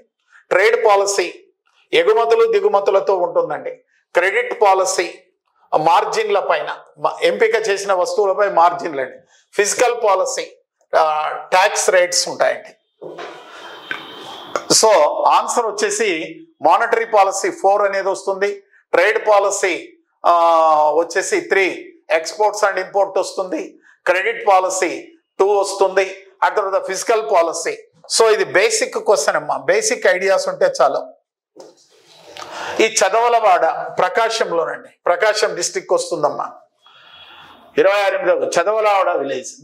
రాష్ట్రీయ గోకుల్ మిషన్ గోకుల్ గ్రామ ప్రాజెక్ట్ కింద పశు ఉత్పత్తి క్షేత్రం క్యాటిల్ బ్రీడింగ్ ఏర్పాటు చేయబడిన చదవలవాడ గ్రామం ఏ జిల్లా? ప్రకాశం జిల్లా. అంటే ఇంతకుముందు నెల్లూరులో ఉండేది, బైఫర్కేషన్ లో భాగంగా ఇప్పుడు ప్రకాశం డిస్టిక్ వచ్చింది. Right. SDF standing deposit facility అంటే ఓవర్ నైట్ కాల వ్యవధికి వాణిజ్య బ్యాంకులు తమ వద్ద ఉన్నటువంటి మిగులు నిధులను బ్యాంకు ఆర్బీఐలో డిపాజిట్ చేసుకునే సౌకర్యాన్ని ఎస్డిఎఫ్ అంటాడు. స్టాండింగ్ డిపాజిట్ ఫెసిలిటీ ప్రవేశపెట్టడం వల్ల భారతీయ రిజర్వ్ బ్యాంక్ ద్రవ్య లభ్యత నిర్వహణ సహాయక నిర్మాణమును మేనేజ్మెంట్ ఫ్రేమ్వర్క్ అంటారు. సో బ్యాంకింగ్ వ్యవస్థలో మొత్తము ద్రవ్యాలు తగ్గుతుందండి, ఇది కూడా కాదు. దెన్ అనుషంగిక హామీ తనఖా అవసరం లేకుండా మిగులు లిక్విడిటీ, వాణిజ్య బ్యాంకుల వద్ద మిగులు నిధులను ఓవర్ నైట్ కాల వ్యవధికి డిపాజిట్ రూపంలో తీసుకుంటారండి. It's the right answer. వాణిజ్య బ్యాంకు లిక్విడిటీ ఖర్చు కాదండి, ఇది కూడా కాదు. బ్యాంకులకు తక్కువ వడ్డీ రేటుతో దీర్ఘకాలిక రుణాలు, దీర్ఘకాలిక రుణాలు ఇచ్చేది బ్యాంక్ రేట్ అండి, స్వల్పకాలిక రుణాలు ఇచ్చేది రెపో రేట్ అండి. ఎస్డిఎఫ్ వచ్చేసి అతి స్వల్ప కాలం, ఓవర్ నైట్ కాల వ్యవధి. ఆన్సర్ వచ్చేసి ఇదండి. ఇది మనం ఎగ్జామినేషన్ లో భాగంగా కూడా చెప్పామండి ఎస్డిఎఫ్. దెన్ 30వ క్వశ్చన్ చూడండి. మరి భారత ప్రభుత్వం జాతీయ గణాంక కార్యాలయం ఎన్ఎస్ఓ మొస్పీ 2వ ముందస్తు అంచనాల ప్రకారం 2022-23 సంవత్సరం ప్రస్తుత ధరల వద్ద ఆంధ్రప్రదేశ్ జీబీఏలో వివిధ రంగాల వాటా. సో వ్యవసాయం 36.9%, 2022-23, పరిశ్రమలు 23.36%, సేవలు 24. అంటే మొస్పీ విడుదల చేసినటువంటి బడ్జెట్ అండి ఇది. వ్యవసాయ రంగపు వాటా మనం రీసెంట్గా ఏం చదువుకున్నామంటే 23-24 చదువుకున్నాము. కానీ 22-23లో జిఎస్విఏలో ఆంధ్రప్రదేశ్లో వ్యవసాయ రంగ పాట 36.19%, పారిశ్రామిక రంగం 23.36%, సేవలు ఒక రైట్. మన రీసెంట్గా జరిగినటువంటి గ్రాండ్ టెస్ట్లో ఇచ్చానమ్మా, నేను ఫ్రీ గ్రాండ్ టెస్ట్ పెట్టాను చూడండి, దాంట్లో ఇచ్చాను. అందులో చాలా మంది రాశారు free grand test. Then NAFED, NCCF మరియు కేంద్ర బండార్ 2 ఎగ్జామినేషన్లో ఇచ్చాను. విక్రయించడానికి భారత్ రైస్ ని కిలో ఎంతకి? 29 రూపాయలమ్మా. Right. Which of the international finding agency committed to find Amaravati capital city phase development Andhra Pradesh? ఇది మనం ఎగ్జామినేషన్ లో కూడా ఇచ్చేసినాము, టెస్ట్ సిరీస్ లో ఇచ్చినామమ్మా. గ్రాండ్ టెస్ట్ లో ఇచ్చినాము, టెస్ట్ సిరీస్ లో ఇచ్చినాము. ప్రపంచ బ్యాంకు, ఆసియా అభివృద్ధి బ్యాంకు సహాయంతో అందించడం జరిగింది. Which of the following classification of unemployment is predominantly correlated with agriculture? Cyclical unemployment కాదు, స్ట్రక్చరల్ కాదు, ఫ్రిక్షనల్ కాదు. ఇవి 3 కూడా పట్టణానివి. ఇది సీజనల్ అన్ఎంప్లాయ్మెంట్ అమ్మ. ఇది మనకు సిలబస్ లో నిరుద్యోగం అనేది లేదు, కానీ ఇచ్చారమ్మా, ఇక్కడ రాయాల్సిందే తప్పదు. మరి అవుట్ ఆఫ్ సిలబస్ అనేక లేదు. ప్రణాళికలు అంటాడుగా, ప్రణాళికలు అనే మాట అన్నాడు. ప్రణాళికలు అన్నాడంటే తప్పనిసరిగా నో అనేక లేదమ్మా. వ్యవసాయ రంగంలో ఋతు సంబంధమైన నిరుద్యోగము, ప్రచ్ఛన్న నిరుద్యోగం అనేది ఉన్నది అనేది మనం వ్యవసాయ రంగంలో చెప్పుకున్నాం. సో ఋతు సంబంధమైన నిరుద్యోగం అనేది ఈరోజు వ్యవసాయ రంగంలో యాక్చువల్గా లేదు, కానీ లక్షణం అండి. మరి సైక్లికల్ పట్టణాల్లోనూ ఉంటుంది, స్ట్రక్చరల్ నిర్మాణాత్మకం పట్టణాల్లో ఉంటుంది, ఫ్రిక్షనల్ పట్టణాల్లో ఉంటుంది. మరి వ్యవసాయ రంగంలో ఉండేది ఏంటంటే సీజనల్ అన్ఎంప్లాయ్మెంట్.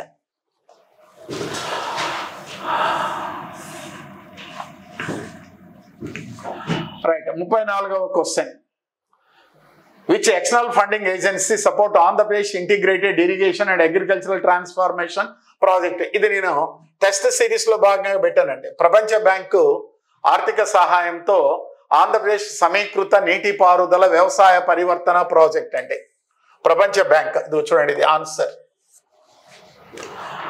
రైట్. రైతు బజార్లు వచ్చేసి 10,778 అమ్మా, 10,778. క్యాపిటల్ ఎక్స్పెండిచర్ మరి ఇది నేను టెస్ట్ సిరీస్లో కూడా పెట్టాను. మరి 2014-15 నుంచి వచ్చేసి ఇక్కడ క్యాపిటల్ ఎక్స్పెండిచర్ చూడండి. The capital expenditure constituted less than 15% అండి. ఆంధ్రప్రదేశ్ క్యాపిటల్ ఎక్స్పెండిచరు దాని 15% కంటే తక్కువగా ఉందండి 2016-21 మధ్య కాలంలో. రైట్ ఆన్సర్ అమ్మా. Then capital expenditure reflect the state government committed towards the infrastructure creation. It's the right answer అండి. బట్ ఇక్కడ ఏంటంటే బోత్ ఏ అండ్ ఆర్ రెండు కరెక్టేనమ్మా, రెండు కూడా కరెక్ట్ ఆన్సర్స్. 37వ క్వశ్చన్ చూడండి. దెన్ భారత ఆర్థిక వ్యవస్థలో నిరుద్యోగిత స్థాయిని అంచనా వేయడానికి మరియు లెక్కించడానికి జాతీయ గణాంక కార్యాలయం NSO ఏ ప్రధాన పద్ధతిన ప్రామాణిక యంత్రాంగాన్ని ఉపయోగిస్తున్నది? పీరియాడిక్ లేబర్ ఫోర్స్ సర్వేనండి. ఇంక్లూజివ్ ఆఫ్ గ్రోత్ లో భాగంగా ఆర్థిక వృద్ధి ఆర్థిక అభివృద్ధిలో భాగంగా నేను చెప్పుకుంటూ వచ్చిన PLFS 2017-18 నుంచి ప్రతి సంవత్సరము NSO PLFS periodic labour force సర్వేని కంప్యూటర్ బేస్డ్తో నిర్వహిస్తూ ఉన్నది. దీనికి సంబంధించి ఒక 6-7 క్వశ్చన్లు కూడా ఇచ్చాను. రీసెంట్గా గ్రాండ్ టెస్ట్లో కూడా ఇచ్చానండి. దీన్ని పీరియాడిక్ లేబర్ ఫోర్స్ సర్వేని క్వశ్చన్ అడిగినాను. ఎందుకంటే 2017-18 నుంచి NSO నిర్వహిస్తున్న పీరియాడిక్ లేబర్ ఫోర్స్ సర్వే ప్రకారం క్రింది వాటిలో ఏ రేట్ అధికంగా పెరిగింది? మహిళా శ్రామిక శక్తి రేట్ అధికంగా పెరిగిందనే పాయింట్ని చెప్పుకుంటూ ఇక్కడ ఇచ్చాను. ఇది కూడా మనకు టెస్ట్ సిరీస్లో ఫ్రీ గ్రాండ్ టెస్ట్లో ఉందండి. రైట్. జీడిపి డిఫ్లేటర్ అండి. GDP at current year prices base year prices అండి.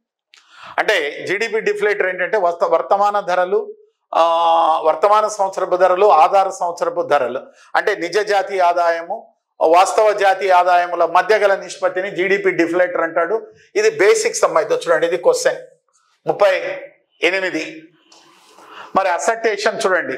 India's real gross domestic product due 8.2% అమ్మా. Yes right. నేను ఇంతకు ముందు కూడా చెప్పాను 2023-24లో GDP at real GDP growth rate ఎంత? 8.2% అన్నాం. రీజన్ ఏమిటి?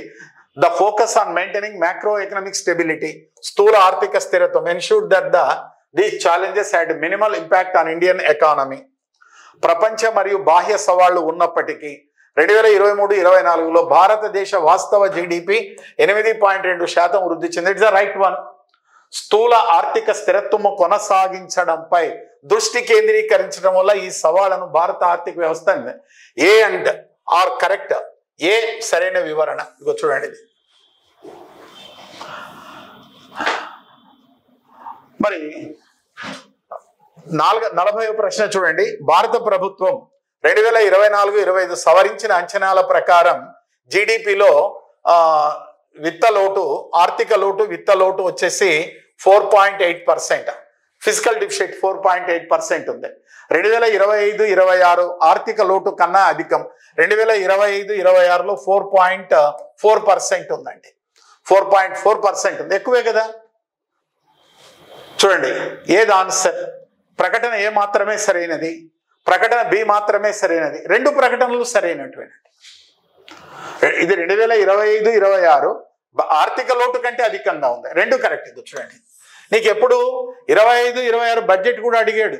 2025-26 రీసెంట్గా ప్రవేశపెట్టినటువంటి ఫిబ్రవరి 1వ తారీఖు నాడు బడ్జెట్ని ప్రవేశపెట్టినాడే, దాంట్లో కూడా అడిగినాడు. చూడండి, ఇక్కడ 4.4 అన్నాడు, 4.8 అన్నాడు. Okay right.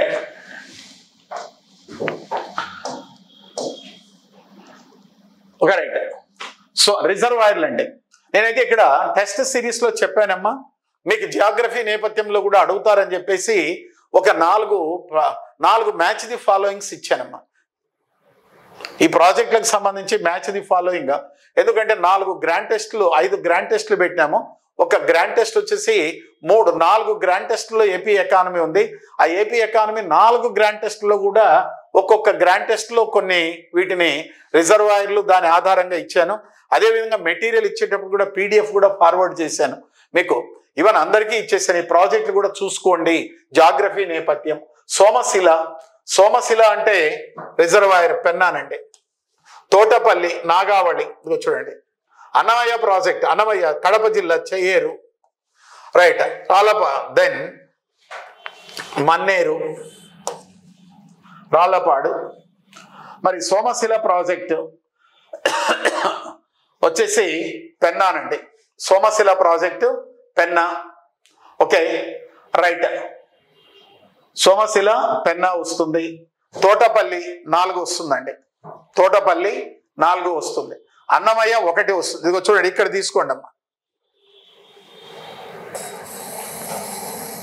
కడప జిల్లా అన్నమయ్య ప్రాజెక్ట్ రాయచోటి కింద వస్తుంది. రైట్. 3 ఆన్సర్ అండి. 41. 42 చూడండి. 42 టెస్ట్ సిరీస్ లో భాగంగా ఇచ్చానమ్మా. ఏమిటంటే కొన్ని స్టేట్మెంట్లు ఇస్తూ ఆ స్టేట్మెంట్లో ఇచ్చాను. ఆంధ్రప్రదేశ్ జిఎస్డిపి విలువ, ఆంధ్రప్రదేశ్ జీడిపి విలువలో ఆంధ్రప్రదేశ్ వాటా తెలంగాణ వాటా కంటే అధికముగానున్నది కరెక్టా కాదా అని అడిగాను నేను. అదే పాయింట్ని ఇక్కడ క్వశ్చన్ అడిగినాడు చూడండి. According to the report on relative economic performance of Indian states 1960-61 to 2023-24 prepared by Economic Advisor Council to the Prime Minister, what are the individual share of Andhra Pradesh and Telangana in national GDP in 2023-24? మన యొక్క socio economic సర్వేలో లేదండి ఈ విలువలు. Then తెలంగాణకు సంబంధించి Telangana economic అవుట్లుక్లో ఉందండి question ఇది. దాన్ని బేస్ చేసుకొని నేను 4 క్వశ్చన్లు కూడా ఇచ్చాను. దెన్ ఏపీ వాటా వచ్చేసి జీడిపిలో 4.7%, తెలంగాణ వాటా 4.9%. ఎందుకంటే 18 రాష్ట్రాల్లో తెలంగాణ వాటా ఎంత అని చెప్పడానికి వాళ్ళ రాష్ట్రాల వారీగా ఇచ్చారు. మీకు ఎక్కడా లేదు. తెలంగాణ అవుట్లుక్లో ఉందమ్మా. తెలంగాణ అవుట్లుక్ 2024లో ఉంది. ఇది 23లో ఉందండి. 23-24లో ఉందండి. దాన్ని బేస్ చేసుకొని ఇదే క్వశ్చన్ నేను ఫ్రేమ్ చేశాను. చాలా క్వశ్చన్లు రాష్ట్రాల వారీగా సాధారణ హోదా, ప్రత్యేక హోదా రాష్ట్రాల్లో తెలంగాణ వాటా ఎంత, ఆంధ్రప్రదేశ్ వాటా ఎంత, వివిధ రాష్ట్రాల వాటాలు టేబుల్ చాలా ఉన్నాయి. దాన్ని బేస్ చేసుకొని ఒక 5-6 క్వశ్చన్లు కూడా ఇచ్చాను నేను. రైట్.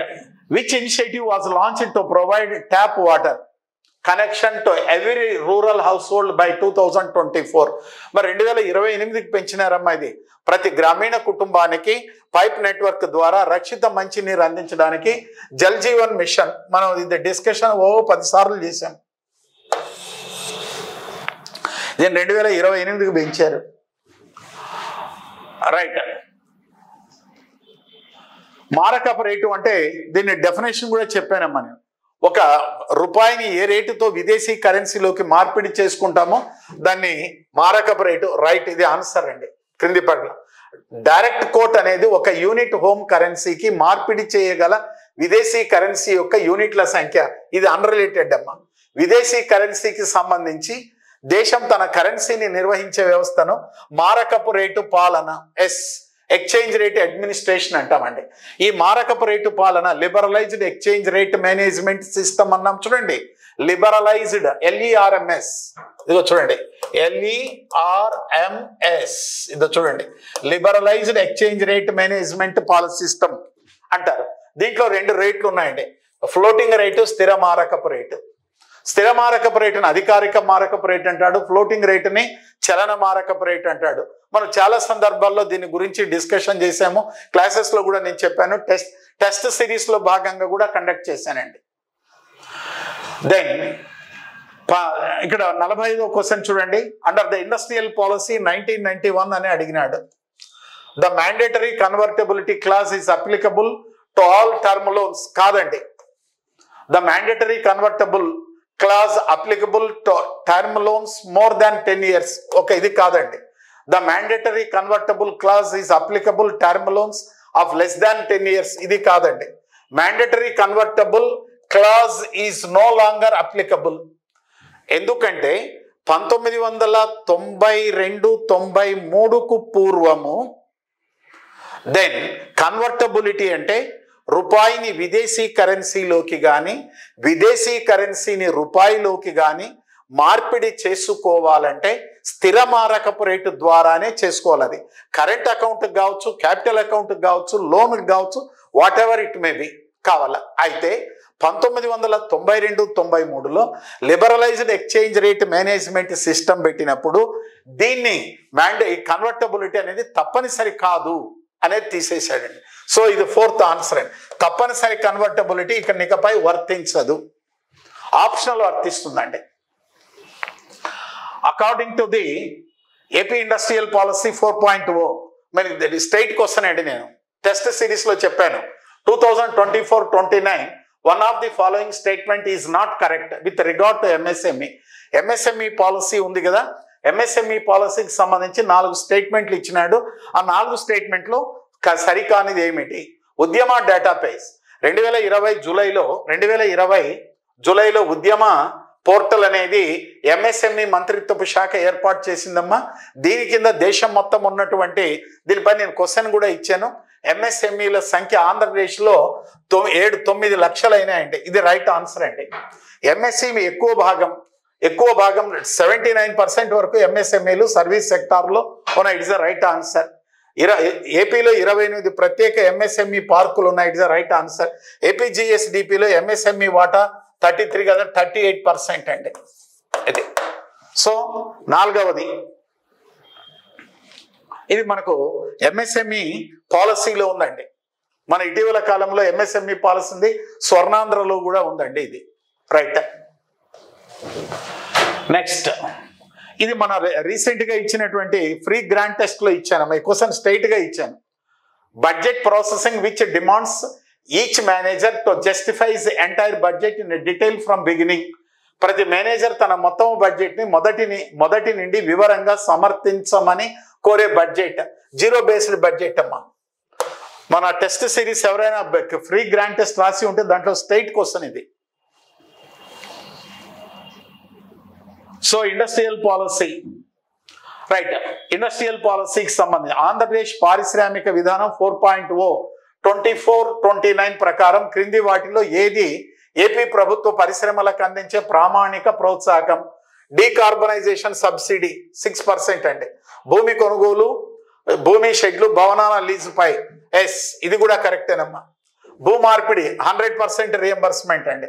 విదేశీ మూలధన పెట్టుబడి ఇది లేదమ్మా, ఇది లేదు. Right. Post economic reforms the Indian economy saw a shift towards. So ఆర్థిక సంస్కరణలో భాగంగా ప్రభుత్వ నియంత్రణ తగ్గిందమ్మా. రైట్. విదేశీ వాణిజ్యం పెరిగిందమ్మా. రైట్. ప్రైవేట్ రంగం వృద్ధిలో ప్రైవేట్ రంగం బాగా పెరిగింది. మెరుగైన ప్రపంచీకరణ ఆన్సర్ 3 అండి. ఆర్థిక సంస్కరణల కాలంలో ప్రభుత్వ నియంత్రణ తగ్గిందండి. రైట్. విదేశీ వాణిజ్యం పెరిగిందమ్మా. ప్రైవేట్ రంగం వృద్ధి పెరిగింది, కానీ ప్రపంచీకరణ అధికమైందండి. Right. Which of the following factors could potentially contribute to stagflation in the Indian economy? క్రింది వాటిలో ఏ కారకాలు భారత ఆర్థిక వ్యవస్థలో స్టాగ్ఫ్లేషన్ స్తబ్దతకు దోహదపడతాయి? రైట్. ఇక్కడ ప్రభుత్వ వ్యయం పెరగటం వల్ల ద్రవ్యోల్బణం అధికమవుతుందండి. ప్రభుత్వ వ్యయం పెరిగితే ద్రవ్యోల్బణం అనేది అధికమవుతుందమ్మా. అవుట్ రైట్ గా చూడండి. ప్రభుత్వ వ్యయం పెరిగితే అధిక ద్రవ్యరాశి మార్కెట్లోకి వచ్చి ద్రవ్య సప్లై అనేది వస్తు సప్లై కంటే అధికమై ద్రవ్యోల్బణము పెరుగుతుందండి. రైట్. ఇది ఆన్సర్. పారిశ్రామిక ఉత్పత్తిలో క్షీణత మరియు మందగించిన ఆర్థిక వృద్ధి. మరి పారిశ్రామిక ఉత్పత్తి క్షీణిస్తే తప్పనిసరిగా ద్రవ్యోల్బణం అనేది వస్తుందమ్మా. ఎందుకంటే డిమాండ్ అధికంగా ఉంటే ద్రవ్యోల్బణం అనేది వస్తుందండి. పారిశ్రామిక ఉత్పత్తులు అనేటివి తగ్గి డిమాండ్ అధికంగా ఉంటే ఆటోమేటిక్గా ద్రవ్యోల్బణం అనేది ఏర్పడుతుంది. మందగించిన ఆర్థిక వృద్ధి మందగిస్తే మాత్రం వినియోగం అనేది తగ్గిపోతుంది. కారణం మొత్తం డిమాండ్ మరియు వినియోగ వ్యయంలో తగ్గుదల. డిమాండ్ కానీ వినియోగం కానీ తగ్గుదల ఏర్పడుతుందండి. నిరుద్యోగం ఏర్పడుతుంది, స్టాగ్ఫ్లేషన్. ఎగుమతి పోటీతత్వాన్ని తగ్గించడానికి దారితీసిన దేశీయ కరెన్సీ విలువ పెరుగుదల. మరి దేశీయ కరెన్సీ విలువ పెరుగుదల.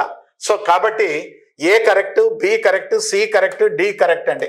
ఇది టోటల్గా స్టాగ్ఫ్లేషన్ ఎందుకు ఏర్పడుతుందని నీకు తెలిసి ఉంటేనే ఆన్సర్ చేయగలుగుతావు. కాన్సెప్ట్ లేకపోతే లేదు.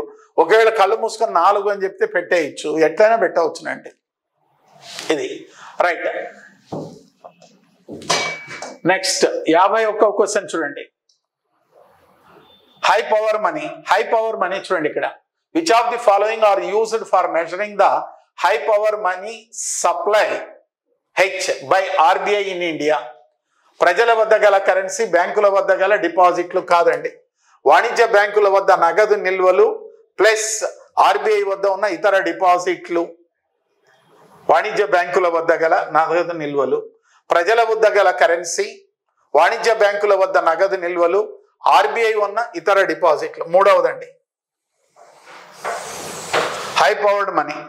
కరెన్సీ చూడండి, currency held by the public, cash reserves of the commercial banks plus other deposits with M one మనీనమ్మా. M1 మనీ కింద తీసుకొని వస్తాడు. ఇది నథింగ్ బట్ M1 మనీ.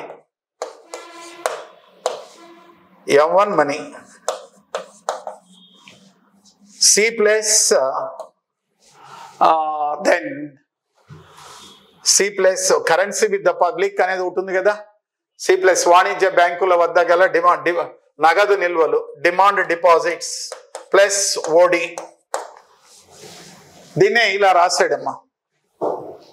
జాతీయ ఆదాయ స్థాయిలో మార్పు కారణంగా జరిగే పెట్టుబడి భాగాన్ని ఏమంటాం? The part of investment increase or decrease which take place due to change in the level of national income. జాతీయ ఆదాయం పెరిగితే పెట్టుబడి కూడా పెరుగుతుంది. దాన్ని ఏమంటామంటే స్వయం ప్రతిపత్తి, అటానమస్ ఇన్వెస్ట్మెంట్. అంటే జాతీయ ఆదాయం పెరిగితే ప్రభుత్వ పెట్టుబడి పెరుగుతుంది. Right. There is no GST on which of the following?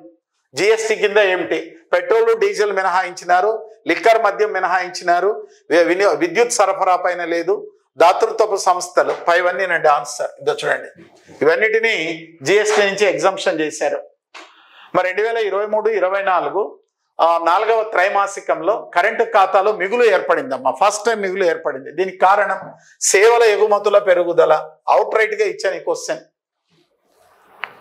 ఇది కూడా మనకు అవుట్ రైట్ గా మెటీరియల్లో ఉన్నది, తర్వాత టెస్ట్ సిరీస్ లో కూడా ఉన్నదండి.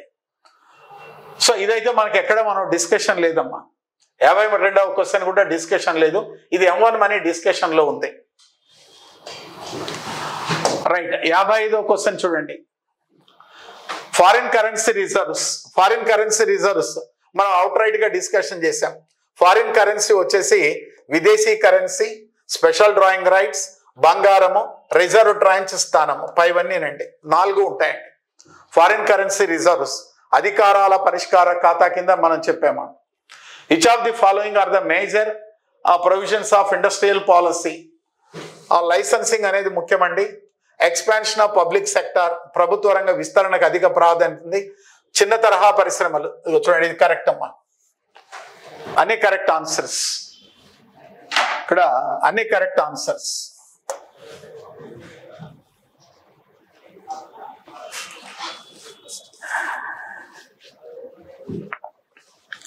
దివి ల్యాబొరేటరీస్ లిమిటెడ్ ఫార్మాస్యూటికల్స్ విశాఖపట్నంలో ఉందమ్మా. ఇది విశాఖపట్నంలో ఉంది. పరి infrastructure company food processing. Then Kakinada ఉందమ్మా. ఇది Kakinada. White field paper mills limited writing and printing paper వచ్చేసి ఇది కొవ్వూరులో ఉందమ్మా. Indian farmers fertilisers cooperation IFFCO వచ్చేసి నెల్లూరులో ఉంది. ఈ నెల్లూరు ఒకటి తెలుసు, మరి విశాఖపట్నం, ఈ 2 తెలిస్తే చాలండి. అందువల్ల ఇక్కడ ఆన్సర్ వచ్చేసి సెకండ్. ఇదిగో చూడండి మల్టిపుల్ చాయిస్ లో.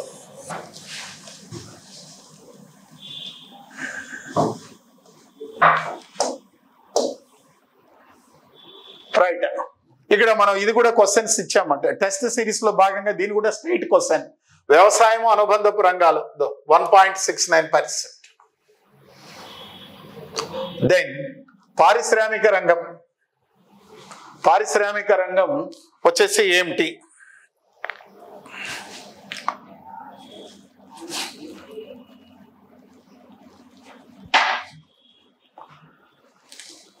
సో వ్యవసాయము అనుబంధపు రంగాలు 1.69, పారిశ్రామిక రంగం వచ్చేసి 8.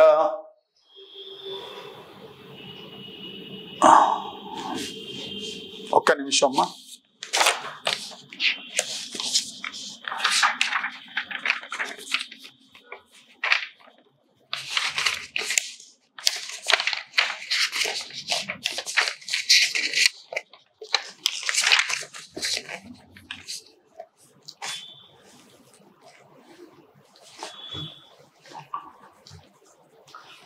దెన్ పారిశ్రామిక రంగం బి ఆన్సర్ అండి. వ్యవసాయము అనుబంధ రంగాలు 1.69%, పారిశ్రామిక రంగం చూడండి 8.0%, సర్వీస్ సెక్టార్ 5.2, ఆన్సర్ చూడండి. ఇది మనం ఆల్మోస్ట్ ఆల్ ఎగ్జామినేషన్ లో కూడా ఇవ్వడం జరిగింది. దెన్ నేషనల్ ఇన్కమ్ లో భాగంగా, దెన్ జిఎస్డిపిలో భాగంగా ఇచ్చామండి. Which of the following statements are accurately describe the environmental impact associated with agriculture practice? ఇది ఎన్విరాన్మెంట్ కింద ఇచ్చామమ్మా. ఇది ఎన్విరాన్మెంట్ కింద క్వశ్చన్ అండి. దీన్ని మాత్రం నేను చెప్పలేదమ్మా, అవుట్ రైట్గా దీన్ని టచ్ కూడా చేయలేదు నేను, పర్యావరణం కాబట్టి దీన్ని ఏం చేయలేదు. సింథటిక్ ఎరువులు మరియు పురుగు మందుల వాడకం వల్ల నేల నీరు కలుషితం దారితీస్తుంది. ఇండైరెక్ట్ గా గ్రీన్ రెవల్యూషన్ ఆధారంగా మనం తీసుకోవచ్చు దీన్ని. గ్రీన్ రెవల్యూషన్ లో ప్రభావాలు ఏమిటి అనేది మనం డిస్కషన్ చేసాము, దాంట్లో భాగంగా ఇది రైట్ ఆన్సర్. మరి అటు తర్వాత సుస్థిర వ్యవసాయం, సుస్థిర వ్యవసాయం కింద భాగంగా అగ్రికల్చర్ లో భాగంగా నేను చెప్పాను, ఇండైరెక్ట్ గా ఉంది, డైరెక్ట్ గా అయితే లేదమ్మా. దెన్ సుస్థిర వ్యవసాయం వల్ల నేల ఆరోగ్యం సంరక్షించడం, జీవ వైవిధ్యాన్ని రక్షించడం, సస్టైనబుల్, పర్యావరణ ఆస్తులు దెబ్బతినకుండా, వాతావరణం కాలుష్యం దెబ్బతినకుండా చేసే వ్యవసాయాన్ని సుస్థిర వ్యవసాయం. ఆధునిక వ్యవసాయ పద్ధతులు మంచినీటి వనరులకు సంబంధం లేదు సార్, మంచినీటి వనరుల క్షీణతకు సంబంధం ఉందండి ఇది. దెన్ మొనోకల్చర్, అండ్ మొనోకల్చర్ అంటే ఏక పంట అండి. ఏక పంట అంటే దెన్ మొత్తము ఒక జిల్లాలో ఉన్నటువంటి సాగు విస్తీర్ణంలో ఏదైనా ఒకే రకమైనటువంటి పంటను 70 నుంచి 80% వరకు సాగు చేస్తే దాన్ని ఏక పంట మొనోకల్చర్ అని అంటారు. సో ఇదే. సో కాబట్టి ఇక్కడ ఆన్సర్ ఏంటంటే ఆన్సర్ 1 మరియు 2 కరెక్ట్ అండి. ఇదిగో ఇది జనరల్గా రాసుకోవచ్చునండి. నేను ఆంధ్రప్రదేశ్ భారతదేశంలో వ్యవసాయం చెప్పాను, ఆ వ్యవసాయాన్ని ఆధారంగా తీసుకొని నా మెటీరియల్ చదువుకుంటే మాత్రం డైరెక్ట్గా మీరు చేయొచ్చునమ్మా దాన్ని క్వశ్చన్. అయితే నేను స్ట్రైట్గా అయితే చెప్పలేదు.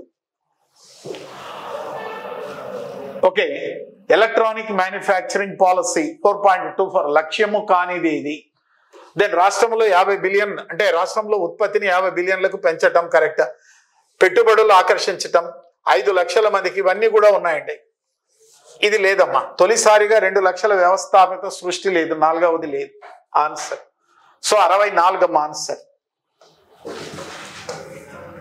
Special drawing rights paper currency కాదమ్మా, సిల్వర్ కరెన్సీ కాదు, బంగారం కాదు, బుక్ కీపింగ్ అమ్మా. ఇది ఎస్డిఆర్ కృత్రిమ కరెన్సీ, కేవలం బుక్ కీపింగ్ అమ్మా. పేపర్ గోల్డ్, పేపర్ కరెన్సీ అంటారు, పేపర్ గోల్డ్ అంటారమ్మా, పేపర్ కరెన్సీ కాదు.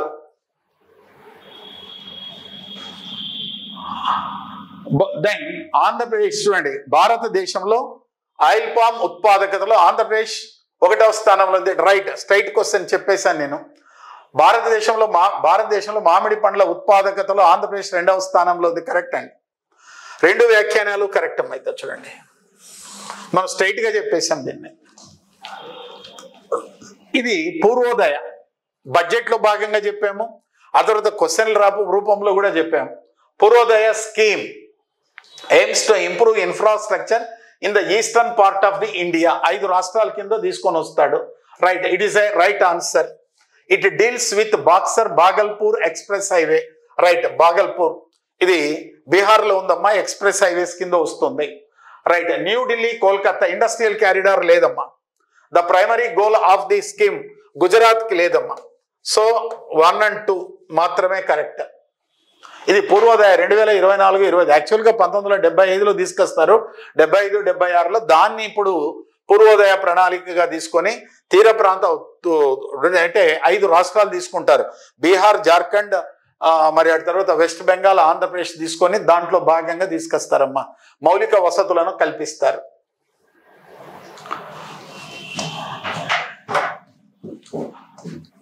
రైట్,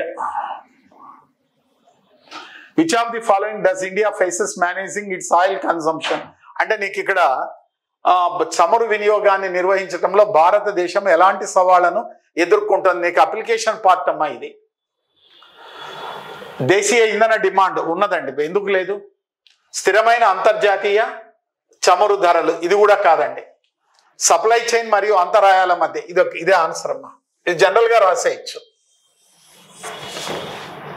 పేపర్ అండి. All India per capita income for the year 2023-24 is correct అమ్మా.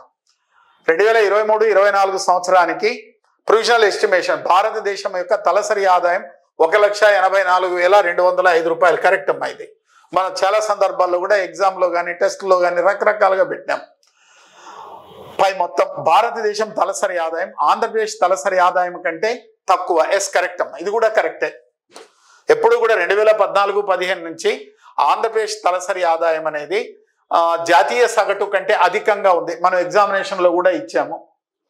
2 వ్యాఖ్యానాలు correct, A and B correct అమ్మా. Which of the following is not? జాతీయ ఆదాయాన్ని అంచనా వేస్తే వాల్యూడెడ్ మెథడ్ కరెక్ట్ అమ్మా. Expenditure method correct. ఆదాయ పద్ధతి ఇది ఖర్చు మరియు అకౌంట్ కాదమ్మా.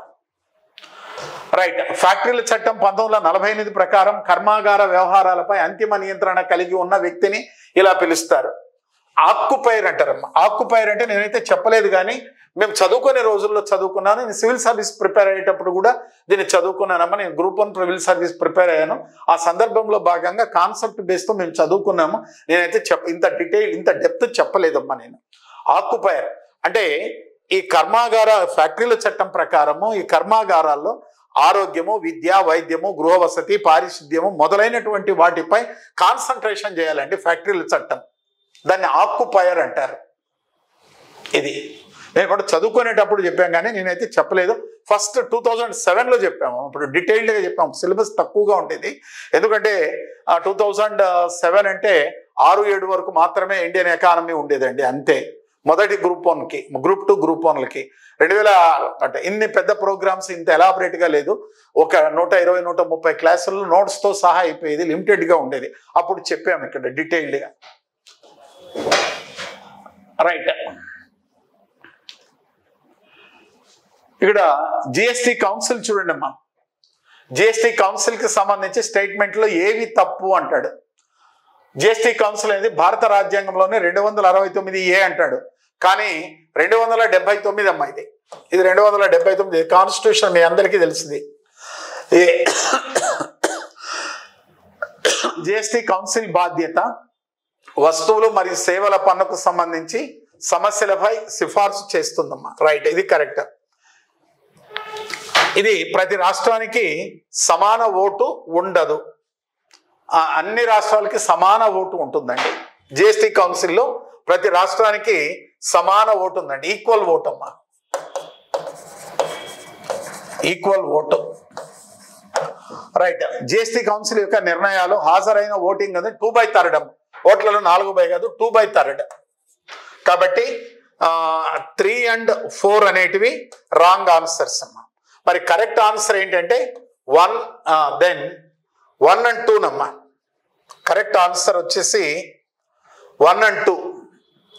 సరే, ఏది తప్పు వచ్చేసి 1 తప్పు, 1 తప్పు.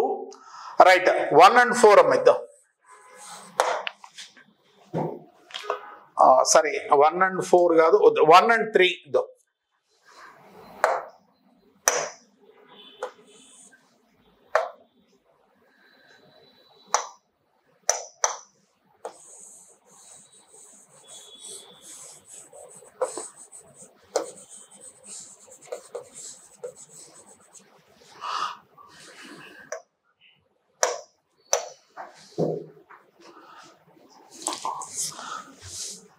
వన్ తప్పు, 1 తప్పు, సమాన ఓటు ఉంటుంది. ఇది answer 1 and 3. Which of the following reforms have contributed to improve the is of doing business? Introduction of GST అండి. ఈజ్ ఆఫ్ డూయింగ్ బిజినెస్ భారతదేశంలో బాగా పెరగడానికి జిఎస్టీని ప్రవేశపెట్టడం అన్నమాట. ఇవన్నీ కూడా జాతీయకరణ, భారత కంపెనీల్లో అన్ని విదేశీ యాజమాన్య పరిమితులను తొలగించడం ఇది కాదండి. అన్ని ప్రైవేట్ బ్యాంకుల జాతీయకరణ ఇది కాదండి. ప్రభుత్వ రంగ సంస్థలు కాదండి. ఇది ఆన్సర్.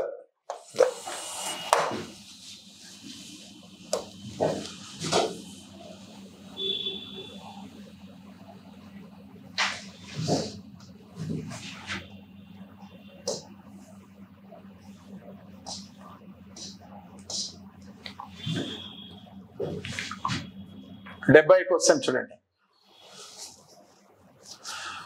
విదేశీ మారక విపణిలో ఒక చోట తక్కువ ధరకు కరెన్సీని కొనుగోలు చేసి అదే సమయంలో మరొక చోట ఎక్కువ ధరకు విక్రయించినప్పుడు ఈ ప్రక్రియను ఏమంటారు? దెన్ ఆర్బిటేజ్ అంటామమ్మా. ఇది when a currency is bought at a lower price at one place in the foreign exchange market and at the same time sold at a higher price in another market, arbitrage మధ్యవర్తిత్వం అని అంటారండి. ఒక దేశం ఏకకాలంలో ఒక ఉత్పత్తిని దిగుమతి చేసుకొని మరి ఎగుమతి చేసే పరిస్థితిని ఏమంటారు? వచ్చేసి ఇంటర్నల్ రెసిప్రోకల్ ట్రేడా, ఇంటర్నేషనల్ రెసిప్రోకల్ ట్రేడా, ఫ్యాక్టరీ రివర్సల్ ట్రేడా, ఇంట్రా ఇండస్ట్రీనండి. ఇంట్రా ఇండస్ట్రీ అంటే ఒక ఉత్పత్తిని దిగుమతి చేసుకొని దాన్ని ప్రాసెస్ చేసి ఇతర మరీ ఎగుమతి చేస్తే దాన్ని ఇంట్రా ఇండస్ట్రీ ట్రేడ్ అంటాం. ఇప్పుడు ముడి చమురులు దిగుమతి చేస్తున్నాము, వాటిని ప్రాసెస్ చేస్తాము, ఎగుమతి చేస్తాం. దాన్ని ఏమంటామంటే ఇంట్రా ఇండస్ట్రీ ట్రేడ్ అంటామండి.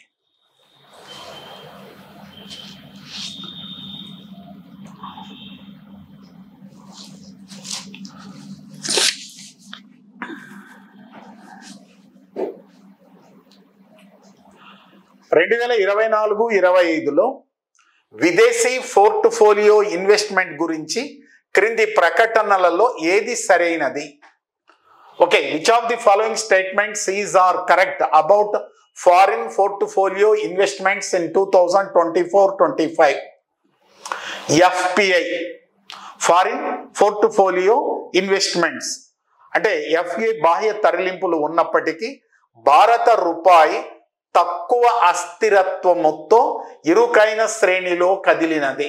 The Indian rupee moved in a new narrow range with low volatility despite FPI outflow. కాదండి, మనకు రూపాయి మారకపు రేట్ అనేది బాగా అస్థిరత్వం చోటు చేసుకుంది. రైట్, కాబట్టి ఇది కాదు, కరెక్ట్ కాదు. ఇది రుణ సాధనాలు మరియు రుణ చెల్లింపుల బదిలీ క్రెడిట్ డిఫాల్ట్ లో ఎఫ్పిఐల కోసం పెట్టుబడి పరిమితులు RBI నిర్ణయించినది. RBI set investment limit far FPI in డెప్ట్ instruments and credit డెప్ట్ default swaps. ఇది కాదండి, ఇది లేదు. మూడవది చూడండి, ప్రభుత్వ సెక్యూరిటీలలో మరియు కార్పొరేట్ బాండ్లలో ఎఫ్పిఐ పెట్టుబడి పరిమితులు మారలేదు. FPI investment limits in government securities and corporate bonds remained unchanged. మనకు ఇది ఎకనామిక్ సర్వేలో ఉందమ్మా.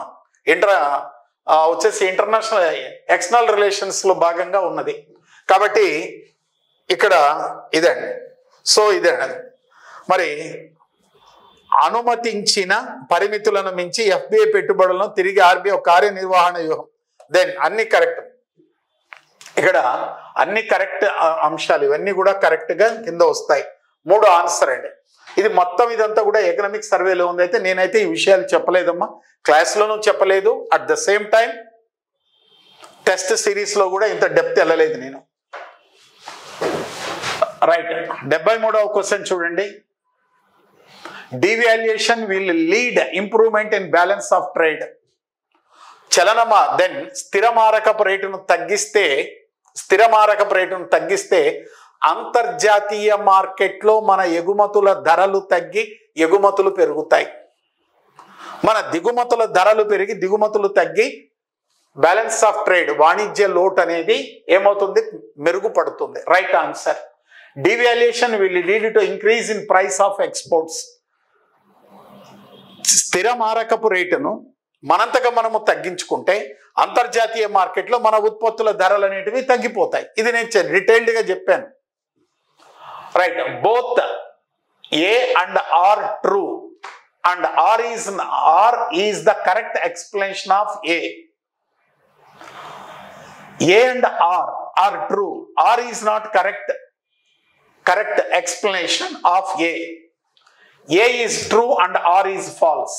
A is false and ద్రవ్య విలువ అంటే డివాల్యుయేషన్ వల్ల వాణిజ్య సమతుల్యత మెరుగుకు దారి తీస్తుంది. ఏమంటావు నువ్వు? ఓకే, ఏమంటావు అనేది చూడాల. 73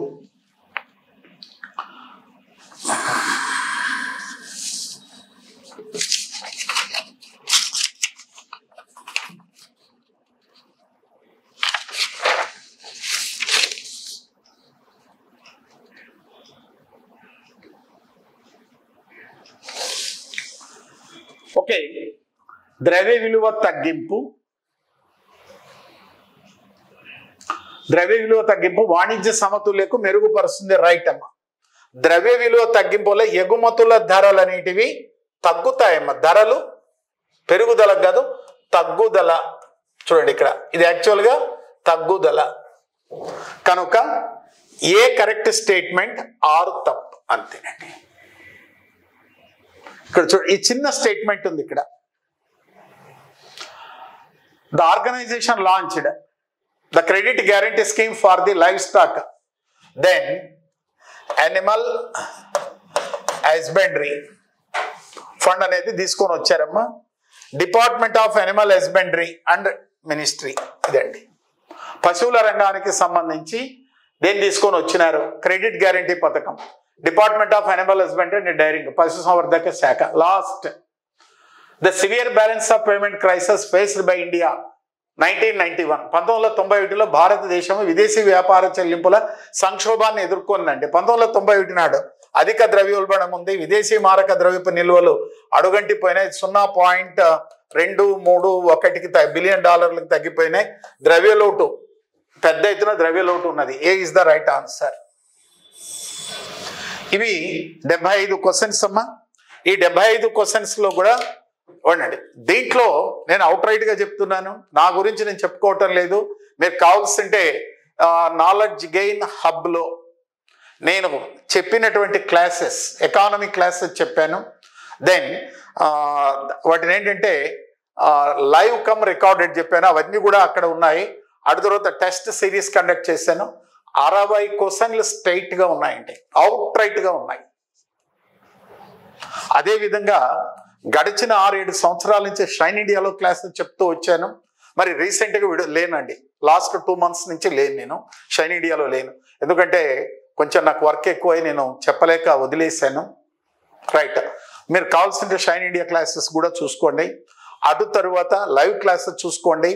అటు తర్వాత రీసెంట్గా ఇంకొక నా ఓన్ యాప్ ఉంది, ఆ ఓన్ యాప్లో కూడా నేను చెప్పాను. గణపతి డిజిటల్ ఆన్లైన్లో చెప్పాను, దాంట్లోనే ఉన్నాయి. అటు తర్వాత ఎయిమర్స్ వాళ్ళ దాంట్లో కూడా చెప్పాను, అక్కడ కూడా ఉన్నాయి. ఇక్కడ కూడా చెప్పాను. Then RC Reddy study circle Hyderabad, విశాఖపట్నంలో చెప్పాను. ఏపీ ఎకానమీ మీరు ఎక్కడైనా చూసుకోండి, ఆ మెటీరియల్ మార్కెట్లో ఉంది, ఇవన్నీ ఉన్నాయి చూసుకోండి. మార్కెట్లో చాప్టర్ వైజ్ మెటీరియల్ అనేది ఉంది. ఓవరాల్గా నేను చెప్పగలుగుతాను. అయితే పుస్తకాన్ని మాత్రం నేను ప్రచురించి అమ్మలేదు. మొత్తం మనం డిస్కషన్ చేసినటువంటి వాటన్నిటిలో కూడా 75 క్వశ్చన్లు 60 క్వశ్చన్లు ఉన్నాయండి టోటల్గా. నేను లేనివి లేవు అని చెప్పి నేను అవుట్ రైట్గా చెప్పాను. ఇదండి. అయితే ఇక్కడ ఎకానమీలో 75 చేయలేరండి, 45 నుంచి 50 వరకు చేస్తారండి. ఎంత బాగా చదివినా 45 అంటే. ఎందుకంటే కాన్సెప్ట్ బేస్, ఆ కాన్సెప్ట్ని అప్లికేషన్లో తీసుకొని వచ్చినాడు, పేపర్ బేస్తో తీసుకున్నారు. ఎవరైతే బేసిక్స్ బాగా చదువుకొని ఆ బేసిక్స్ని పత్రికా పఠనం ఉంటే అలాంటి వాళ్ళు మాత్రమే చేయగలుగుతారండి. దెన్ గతంలో 2013-14 నుంచి నా యొక్క స్టూడెంట్స్ చాలామంది ఈరోజు మార్కెట్లో ఉన్నారు. చాలామంది ఈ సచివాలయాలు అక్కడ ఇక్కడ వర్క్ చేస్తున్నారు. వాళ్ళంతా కూడా నిన్నటి నుంచి ఫోన్ చేశారు, సార్ మీ పాత నోట్స్లన్నీ కూడా మాకు ఉపయోగపడ్డాయి. ఎప్పుడో మేము 2013, 14, 15, 16 ఆ ప్రాంతంలో మీ దగ్గర మేము స్టూడెంట్స్ని సచివాలయాల్లో పనిచేస్తున్నాం, ఎక్కడ పనిచేస్తున్నాం, ఆ నోట్స్లే మాకు ఉపయోగపడుతున్నాయి. మేము సింపుల్గా వెళ్ళి రాసాము, మా యొక్క ఉద్యోగ రీత్యా ఇతర రీత్యా మేము ఏం రాయగలుగుతాము, ఈ టెన్షన్లోనే అటెంప్ట్ చేసాము, కానీ చాలా హ్యాపీగా ఉంది సార్. ఆ రోజు మనం చదువుకున్నటువంటిది ఈరోజు మాకు ఉపయోగపడింది అని చెప్పేసి కంటిన్యూగా ఫోన్లు చేసి చెప్తున్నారండి.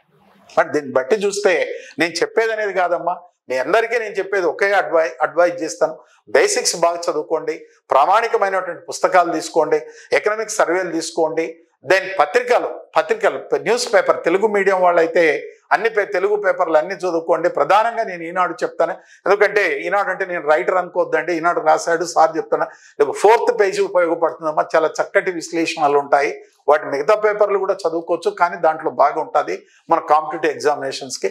ఇంగ్లీష్ మీడియం వాళ్ళైతే ఇండియన్ ఎక్స్ప్రెస్, ఆ తర్వాత హిందూ పేపర్ చదువుకోండి, తప్పనిసరిగా మంచి మార్కులు వస్తాయమ్మా. Okay, thank you one and all.